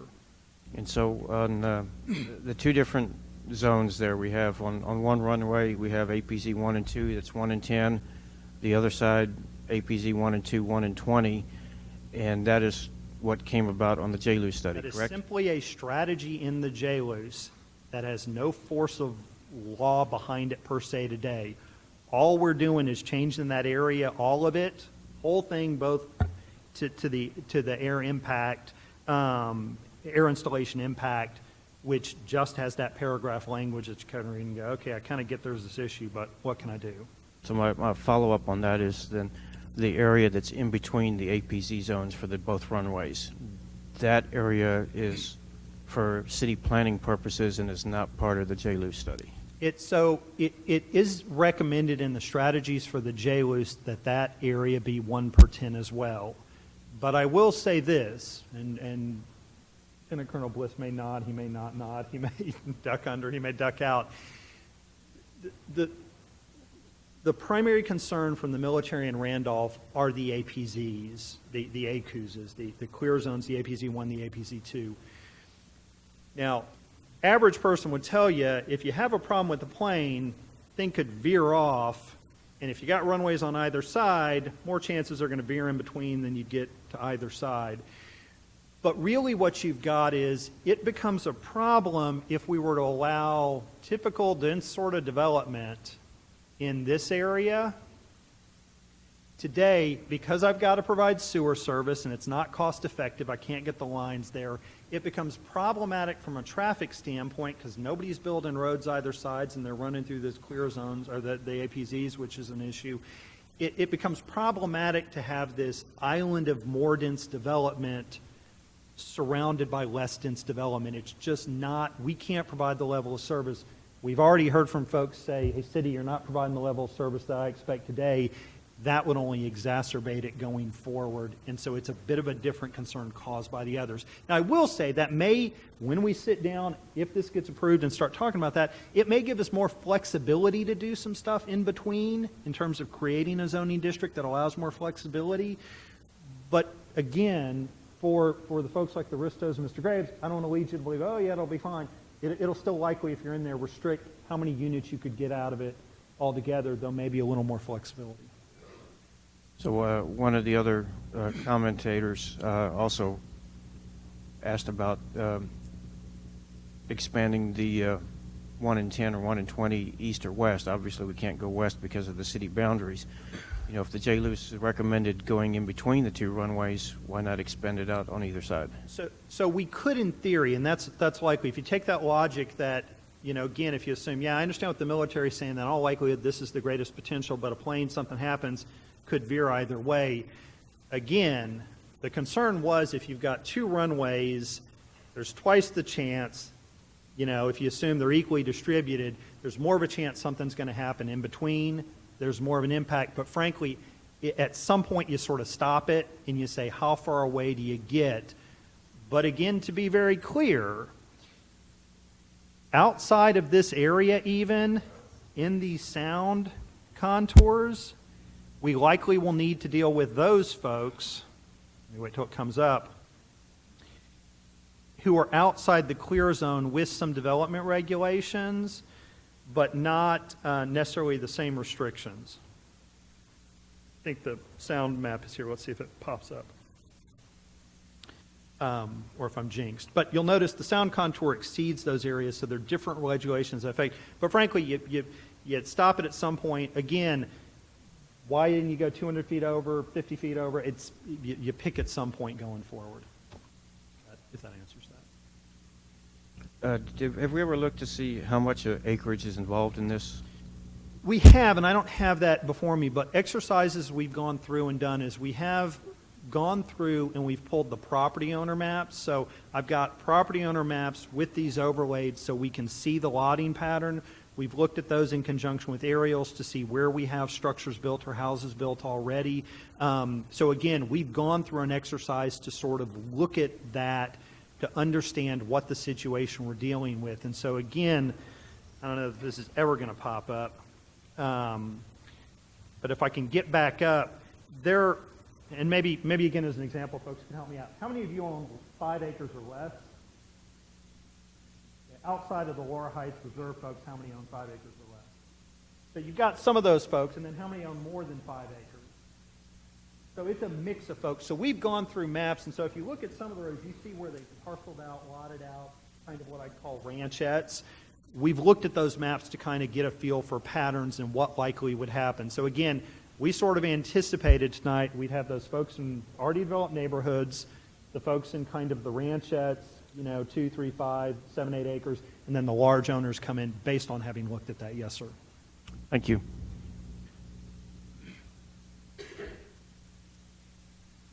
Brian, if I did quite a bit of reading trying to get caught up.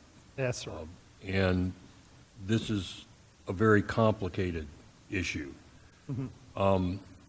It could be worse. If I understand what I read in the DOD instruction, they don't recommend any residential inside a 75 or 80. 85 noise contour. Well, but it seemed to me it was even worse. When I looked at the noise contour map, there was nowhere to build. If you follow the DOD instruction, you couldn't build houses anywhere along that. In that noise contour. Yes, sir. That's correct. When I look at what the discussion we have before us, we're primarily talking about APZ2. That's where the impact of this change is greatest and the area in between. But to be clear, it covers the APZ1 and clear zones as well. What I wanted to clarify again, if I read that DOD instruction correctly, they would not allow, well, they don't allow or not allow, they don't recommend residential in the clear zone or APZ1. They don't allow residential until you get to APZ2. Is that correct? That's correct. That's currently the case. So, but we've got folks who have property with a residential home in the backyard extends. We've got houses in those areas today. I think as I asked the other day, when I read your proposed change to the comprehensive land plan, it's that last sentence that bothers me a little bit, where it says decisions will be based primarily on the 2015 JBSA Randolph JLUs. And that's where you find, even though it's not regulatory, that document recommends 1 in 10 or 1 in 20. So what are we really talking about here? When the wording says if you get a request for a land use, you're primarily going to base your decision based on what's in. So yeah, let me. In a way, I'm reading this as semi-regulatory because it's going to tell staff to go look at that document, correct? So we already do that. So again, as you noticed, I have language right here, and again, it's too small probably for everybody to be able to read, but currently if you want to rezone, which is a land use decision, if we don't get, and you're in the APZ1, APZ2 clear zone, if we can't get an affirmative answer out of Randolph, council's not supposed to approve that zoning change. So that's how restrictive things are today. So I guess my opinion is referencing that, hey, we would look at that isn't any less restrictive. And again, all uses and regulations contained within the ACUS shall be in accordance with the ACUS stating regulation premised by rebel enforcement. Didn't set a date per se, it said that document, the document that's in effect is the current one. Now, I will say this, that primarily, your concern, the concern you've raised, goes to someone who walks in and says, I want to rezone my property. And as I said, within these areas, they're already further restricted. We currently already look at a variety of factors. The word primarily was there to say that's a big factor, but it's not the only factor. And so it was intended to give us that ability. But I'll be really blunt. We have the ability to regulate. And so in all likelihood, somebody walking in saying, I want to do a plan development district based on R6, they could walk in and ask that. Technically, you could grant that. It would be a bad idea here or other places in Schertz, and so likely the recommendation from staff and P&Z and council would be for denial, but they can ask for that. The real concern that we've got is less about folks coming in and walking in to rezone to some use they don't have today, because frankly, you know, you've got the uses you've got. You don't necessarily have a right to other uses you don't have by zoning. But the concern we've got is development pattern on the current zoning continuing that is incompatible with the land use designation. That's the real issue that doesn't quite get to your point that this doesn't address. That's that next effort we've talked about, Mr. Paget and Johnny, et cetera. It's having to go through that exercise.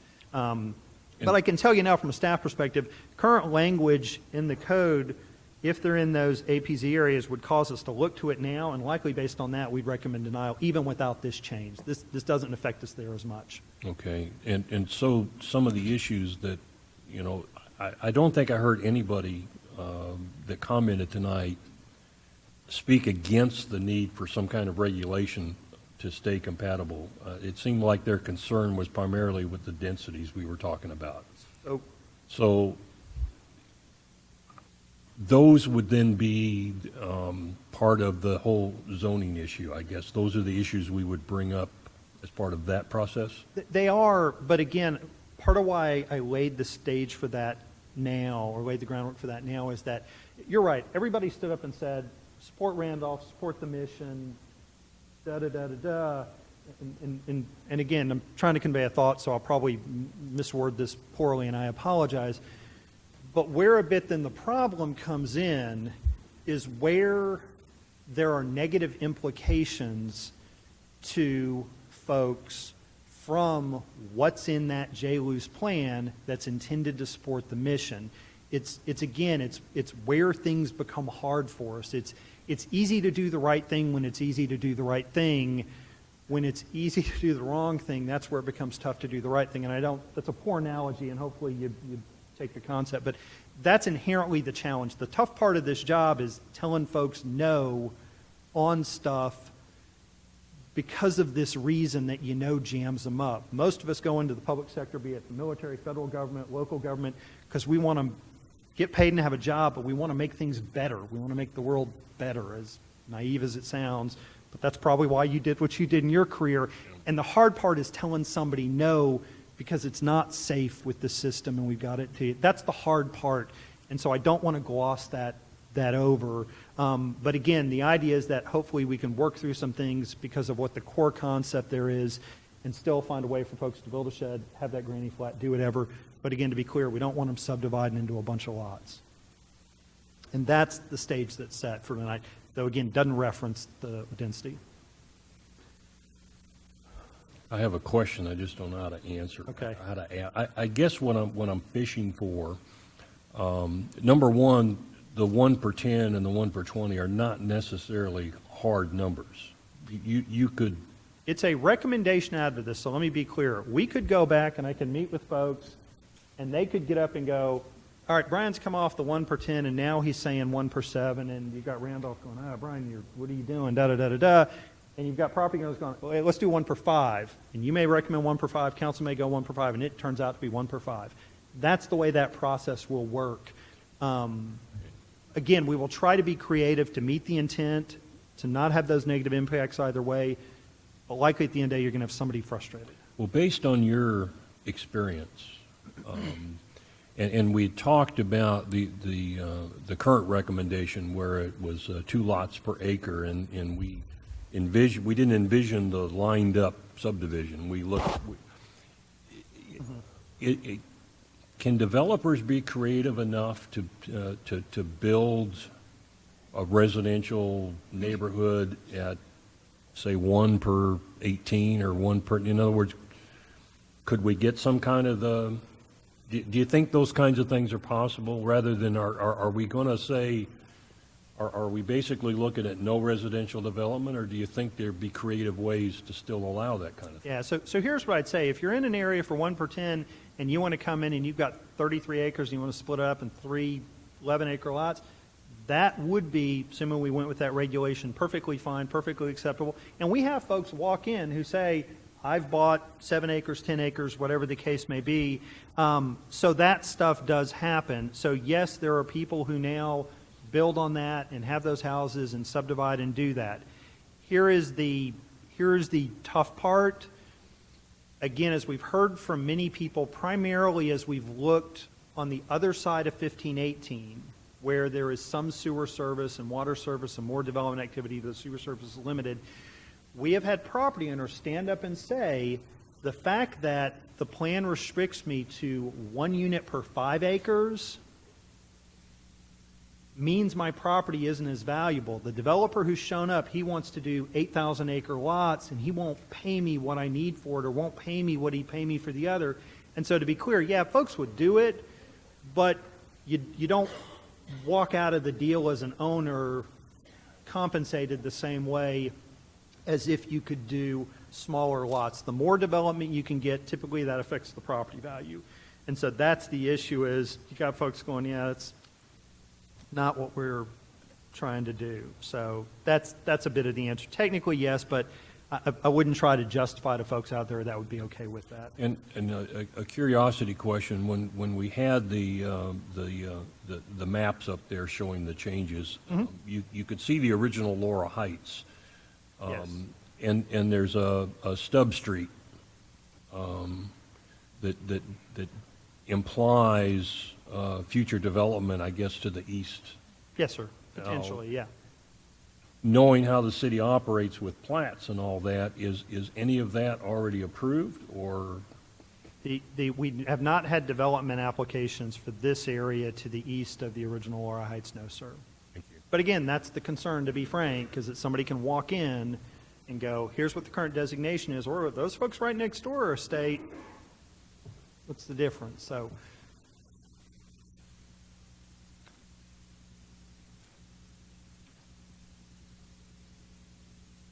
again, if you want to see that. Further questions or comment? Yes, sir. Are you on? Do you happen to know when was the most recent update to the ACUS? Would you happen to know that? And help me with what you mean by the ACUS. So if it's the Department of Defense instruction 416557, subject air installation compatible use zone, ACUS document, Yeah. there was an amendment incorporating changes effective March 12, 2015. That's the most recent version I have. And that's the most recent I can find. March 2015? March 12, 2015, yes, sir. And I can provide you a copy of that. But if one of the things that goes toward is that typically still has is that factor half acre lot sizes in there. Again, I would argue that if we read through that document, there's discussion in there that makes clear this isn't the rule itself, because if this was the rule itself, you wouldn't need to necessarily go through this JLU stuff. It is this basis as a guide, but even I would argue that the intent of that is a guide, not necessarily what you have to do in it going forward. Otherwise, we'd all say, well, everything's exactly the same and they're not different factors. So again, I would argue that it doesn't restrict you from coming off the half acre lot size minimum, but again, doesn't necessarily give you any inclination 1 per 20. I would say that's. There's a big difference between 2 per acre and 1 per 20. Yes, sir. And at the DOD level, they're thinking 2 per acre is fine. Yes, sir. Generally. That's what it says. 2 per acre is fine. Then to come back and say, well, we're going to do 1 per 20. That's a drastic change. Yes, sir. So why doesn't the DOD why don't they care? So- And part of the reason I asked the question is, from what I could find out, the initial statistics for the ACUS designation started back in 68. Mm-hmm. So from 68 to 72, there were 369 accidents. That's a lot. Then they revised it from 68 to 95, and there was an increase of 469 accidents. So on a per year basis, there were a lot less accidents per year. Mm-hmm. So from 95 until now, 27 years, I don't have the information for the most recent 27 years, but I would hope that our airplanes are getting a little bit better. Then we can depend on our airplanes a little bit more. And is the trend for more accidents the same or less? I would hope that it was less. And if the trend is to have less accidents, maybe 1 per 20 acres is too restrictive. And I asked the first time this came up, where did the 1 per 20 come from? Qualitative, yeah. So. Yeah. And again, I can't tell you even, if I may, I can't tell you what the basis of the 2 units per acre is. I'm not sure anybody can tell you. Here's a quantitative method to get to that. I will say this, though. I don't know this to be a fact, and so I could certainly be proven wrong, but I think our tolerance for accidents and injuries and call it collateral damage, if you will, has decreased significantly over time since the late 60s. Again, as in my example, my father, who was in the Air Force, likely could have driven around in a car with me as a baby in the back, not strapped into anything, drinking a beer, no seatbelts in Texas. We've subsequently said that's a problem. You can't drive with an open container in the car. You have to wear your seatbelt. Schertz now, you got to be hands-free on the cell phone and car seats and whatnot. So I think times change and our acceptance level for things changes as well. I will also argue that I would suspect it was rare that back in the 60s we built a lot or had as many airports near development that we have today. The problem that we have seen, particularly across the South and West, is as population trends have shifted in our country, as an example, Randolph, that was out in the middle of nowhere, isn't out in the middle of nowhere before. And again, I would argue that what they anticipated for that half-acre minimum was not a suburban-style development that you've seen. It was sort of scattered ranchettes, et cetera. That's just simply to say why it may not be appropriate here to still do that. But if they that's in no way revised it in justifying March, 1 to 20. if they revised it in March 2015, wouldn't you think they would reflect your opinion? So what I would argue from my reading of the document, and again, you may have someone who's in charge of this get up and say Brian's wrong, is inherently the fact that the military and Department of Defense says participate and go through these JLUIS exercises and look at things like land use is inherently saying you need to look at it on a case-by-case basis. What they didn't say is don't even consider adjacent land use, default back to this document. That's not that's not what the JLUIS does. Any JLUIS doesn't default back to this and just go see Department of Defense study. It makes references and recommendations for land use that are particular to that community in that area going forward. I would argue this is a minimum standard, not the appropriate standard everywhere. Otherwise, there'd be no reason to go through these exercises. But again, that's not stand here and say, but that's to justify 1 per 20 per se and to give you a quantitative reason for it. It's an acceptable level of risk. What happens when that happens? As an analogy, and I appreciate the comment, what happens north, all of our public works folks, our engineering staff, our park staff, work in the ACUs up there off Commercial Place. it's an issue and it's a concern. It's a tough day in Schertz if that were to happen as an accident. You know, we have issues there as well, and so, you know, again, it's a concern. And so, again, I think it's incumbent on the military to do everything they can to make the planes and flight operations as safe as possible. But again, I don't think anybody starting from scratch would say, let's put a bunch of residential homes at the ends of runway. We'd all likely go, that's real low-intensity development, not necessarily 2 units per acre. So assuming we go forth with all this exercise and we have future meetings that talk about zoning changes, and someone comes forward and says, today, my property is appraised at $500,000. After we go through all this exercise, the property is appraised at $150,000. Does the landowner now have recourse to come back to the city or to Randolph and say, you owe me compensation for my lost property value? So anybody has the ability to come back to someone and say, you owe me something for an action you've taken. Now, whether or not they actually do, and whether or not, if they were to proceed legal action, that would occur, that's up to a judge to find and a judge to determine. What I would argue is that every decision you make up here has those effects on people. So when somebody walks in and says, I'd like to do a rezone to do apartments, and it's denied, that would have an effect on their property value. So I appreciate the comment. I'm not trying to dance around it. Again, we've kind of talked about that. But what I will say is all of the regulations we passed, when Mr. Outlaw was here, when we updated the fire code, we affected people's property value because now it costs this to develop a tract of land. But we're all going, it needs to be safe, needs to be that way. So that's, again, we will work with the attorney as we work forward and as we move forward in terms of where those issues are. But anybody at any time can come up and make those claims.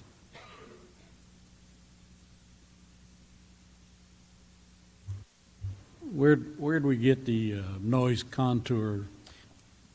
The noise, yeah, the noise contour maps came from studies done from the military, i.e. Randolph, and I believe those noise contour maps are the same ones that were in the 08 study, because the planes haven't changed since then.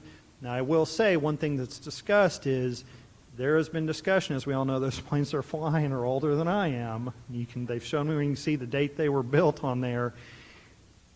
When a new plane comes in, that will affect the noise contours one way or the other. The concern is that will increase some of those noise contours, but we do not have the ability to get that yet. But so the noise contour came from the studies done by the military. It's the same as in 08. That didn't change.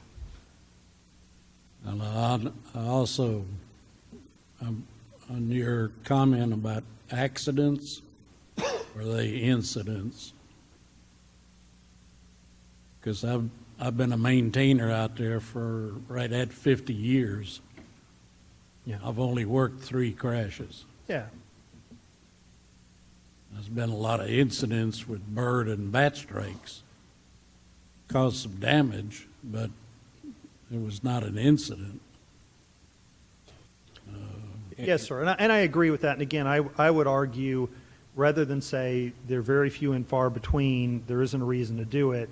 It's a knock on wood. We've been fortunate, but I don't think anybody says one's not going to happen. I guarantee you it's going to happen. Yeah, most of us would. I've only worked one that was right on the runway, and the other 2 are right out here off of Pecan. That's right, and all you need is one that comes down on something.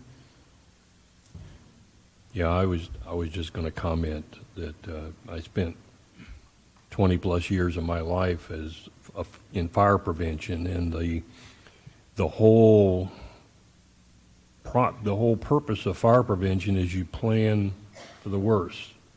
You plan for that that one time when that exit door has to swing the correct way, and then you hope that it never gets used. And this whole process, I think, is part of that we've been very fortunate, I think, not to have, because I had those same thoughts, Ken, that in the almost 30 years I've lived here, I don't remember a crash off base. We used to do exercises with the Air Force just in case.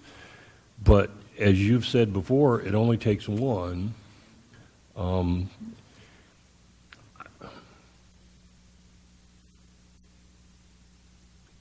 So just one final question from me, Brian. If I understood some of your earlier comments, that if we believe that we need some regulatory control down here to address these issues, this is the first step. If we don't approve this, then you're not even going to, there's no reason to even bring the zoning issues forward. Generally, I would say that if you left it the way it is and didn't make any changes, not that you couldn't tweak what I'm proposing, then there wouldn't be a basis to even go through that. So if we want to get to the nitty-gritty details of the whole zoning and what we're going to allow and what we're not going to allow, then we really have to get past this step first. You do, and to be clear, though, and I don't want to imply I misspeak, you could modify what I'm proposing, modify the language, tweak it a bit, and still do that. What we're recommending, based on the language and thought, is to do this, gives us the flexibility as we move forward with folks. But if you said, don't make a change at all, then likely we'd go, wasn't a desire to make a change at all, we don't need to look at any of those other things. It would still go to council, though. It would still go on to council, yes, sir.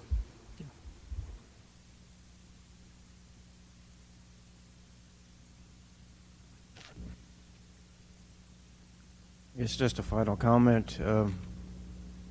We all know Randolph has a tremendous impact on this community, and that we all want to see the success of the base and the continued success of the mission there. Changing this to 1 in 10 and 1 in 20, depending on the area, is probably appropriate to protect the mission at Randolph. And we do need to be mindful that this is going to have a pretty negative impact on some property owners out there.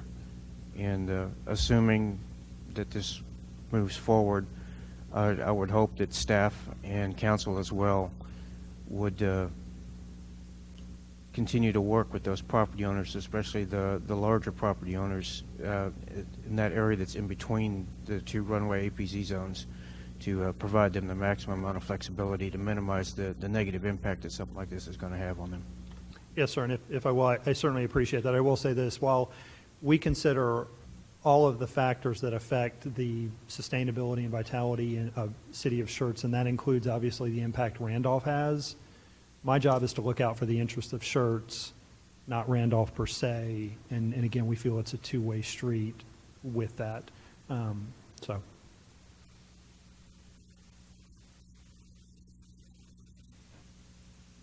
Any further comment?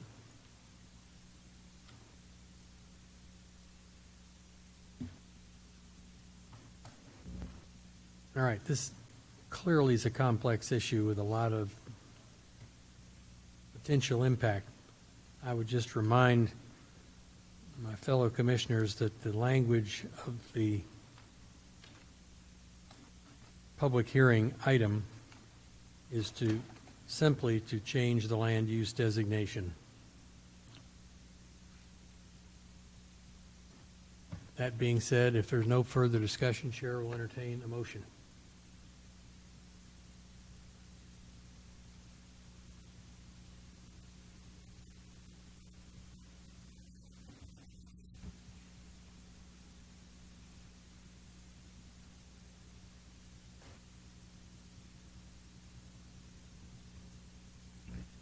Mr. Chairman, I'll make a motion that we approve the Comprehensive Land Use Plan Amendment ZC 2017-002, make a recommendation to council for approval.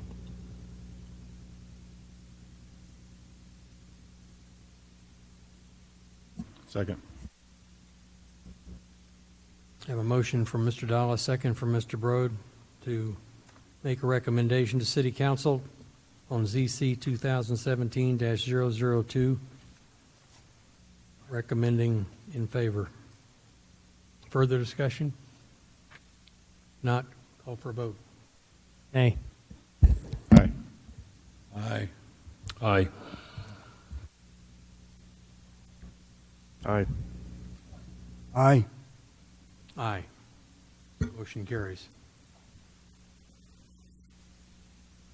I would also remind everyone who's here that there will be a public hearing before City Council.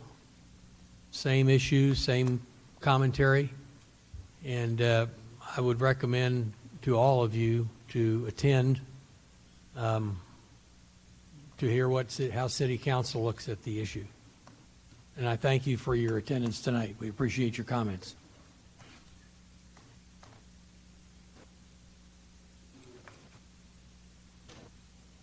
It's the April 11th is when that should hit City Council.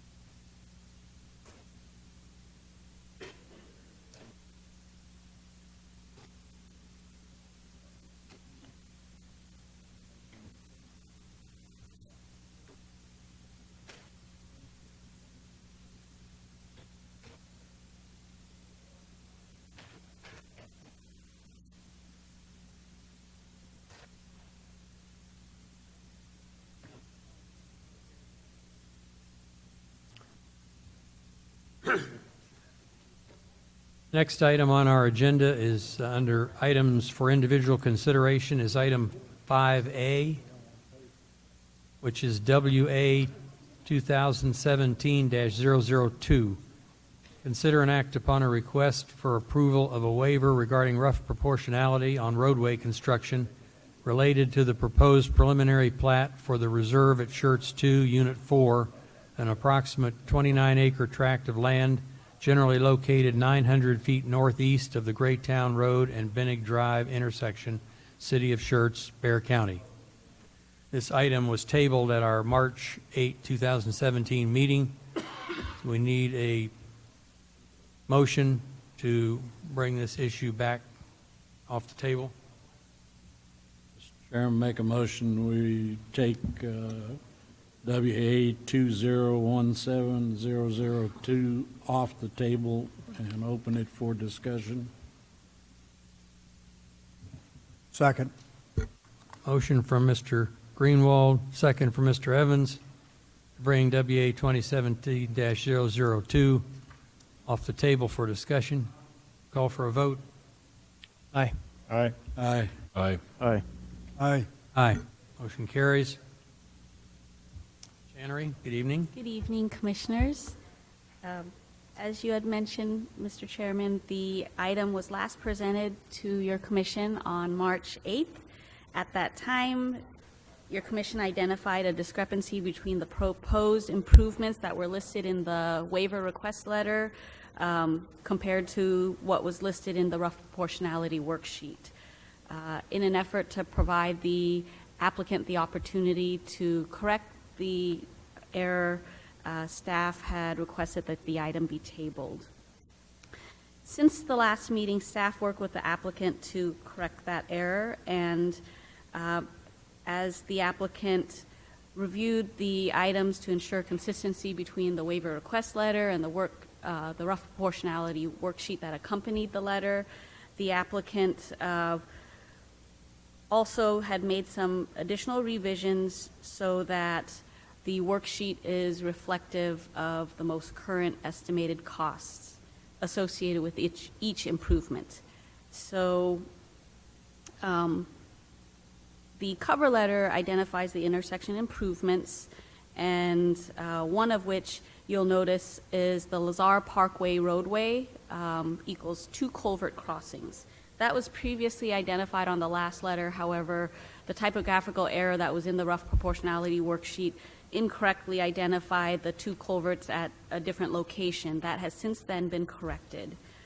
In addition to the typographical error that was corrected, the estimated costs associated with each improvement was reevaluated by the applicant, and those updates were made to the rough proportionality worksheet. The change resulted in roughly slightly less than 3% of a change in the costs. In addition to that, to provide your commission more information, the applicant also prepared a detail to demonstrate some of the proposed improvements along Lazar Parkway and Largoza Avenue. This has been reviewed by staff. The city engineer reviewed the updated letter, the rough proportionality worksheet, this additional detail, which obviously doesn't change the improvements. It was just a detail to provide your commission more information about the proposed improvements. Staff has evaluated all of the documents and found that it is roughly proportional to the demand that is created on the roadway system by the proposed development, and staff recommends approval. We also have a representative here for the applicant as well. All right, thank you very much. Any further comment from the applicant? All right, commissioners? Well, Mr. Chairman, first of all, thank you for the updated the numbers. And for one thing, I think they worked in the developer's favor, where he's actually spending more than he was showing us. But at the risk of confusing an old man, you've also changed the wording. So are these, although reworded, are they the same items that were in the previous submission, just reworded a little bit? Andy, could you clarify? He was shaking his head. So. Andy Rodriguez, 15 Firethorn Trail, San Antonio, Texas. Well, originally when we started the MDP, this street was going to go straight through, so it had curbs on each side. And since when we started at the MDP, it was that way. When we went with Unit 1 and Unit 2, it actually changed to this layout. But the rough proportionality was never updated. Right. Okay. But the improvements themselves, they're the same ones that you priced out before. You just yes. reworded them a little bit different and updated the cost. Yes, sir. Thank you.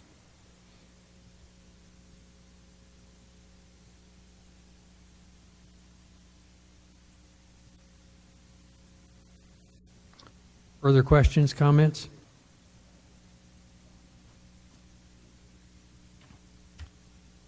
If not, Chair will entertain a motion. Mr. Chairman, I move that we approve the waiver of rough proportionality on roadway construction associated with PC 2017-006, Agenda Item 5A. I second. We have a motion from Mr. Outlaw, second from Mr. Glombeck to approve Item 5A on our agenda, WA 2017-002. Any further comment? Not call for a vote? Aye. Aye. Aye. Aye. Aye. Aye. Aye. Motion carries. Thank you very much. Commissioners.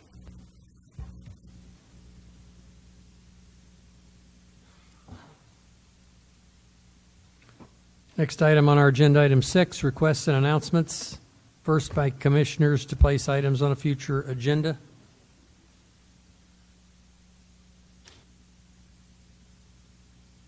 I think staff is pursuing everything on their plate.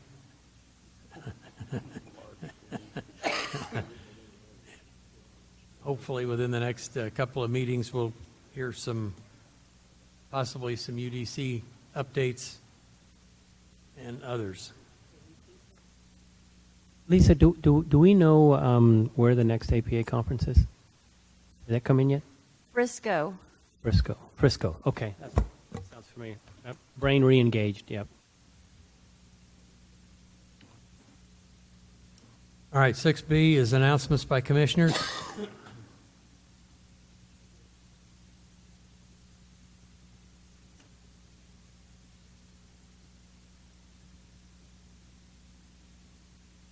Well, I have one.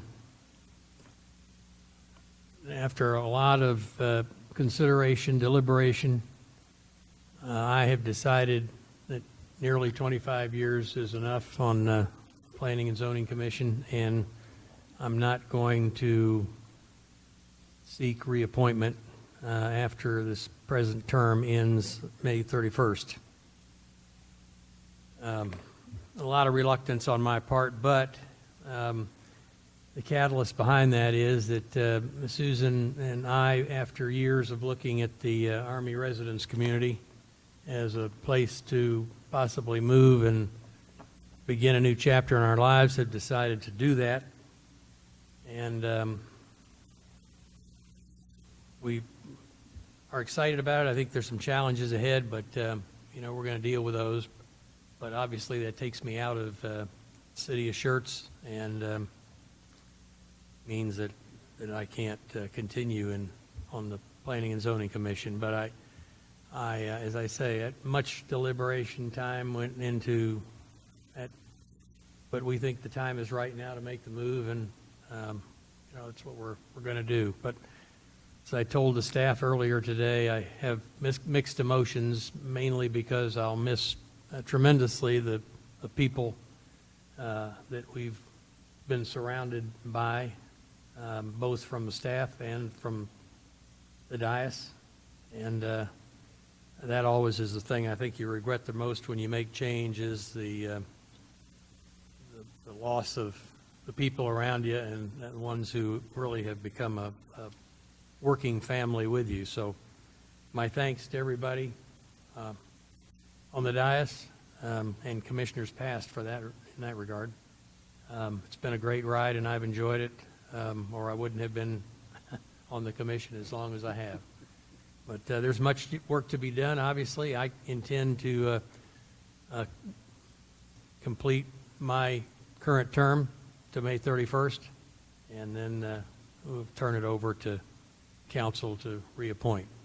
But I thank you all for your support and wisdom in the years past. Mr. Chairman, let me thank you for your service. The time that you've spent on this commission has made an indelible footprint on this community, and we'll never forget that. We'll see the results of the leadership that you've provided us for the rest of our lives here in this community. And even those that don't know who you are appreciate the work and the leadership that you've been done. And again, thank you for your service, and I'm honored to count you as a friend. Thank you, Michael. All right, staff. Lisa, Brian, Channery.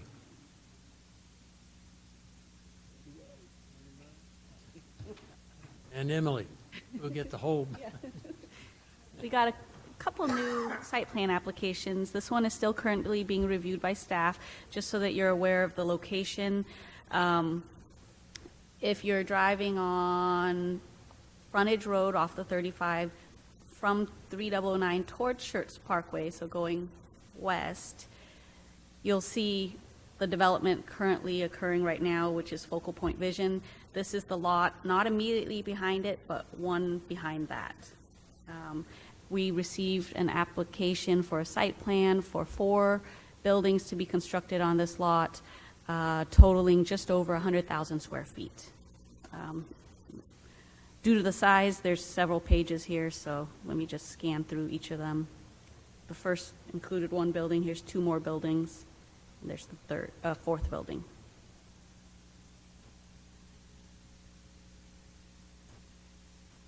Okay, so the next one is, y'all probably remember the first time y'all saw this, the Homestead Amenity Center. It's part of Unit 1A. So the original site plan was approved, and since then they've made some modifications, and they want to come back, and this is their amending site plan. So it's still the same, roughly. So it's still a 2,559 square foot fitness center. There's a, point that out. The fitness center's here. There's a pavilion, a restroom area, and then large pool area. So the main changes are the playscape area used to be larger. They're making it a little smaller because they're making the walkway and this area more landscaped. And then they're making some changes to there used to be more parking in this area, now they're spreading it around, but essentially the same layout. Where are you going to park? There's parking here, here, here, here, and here.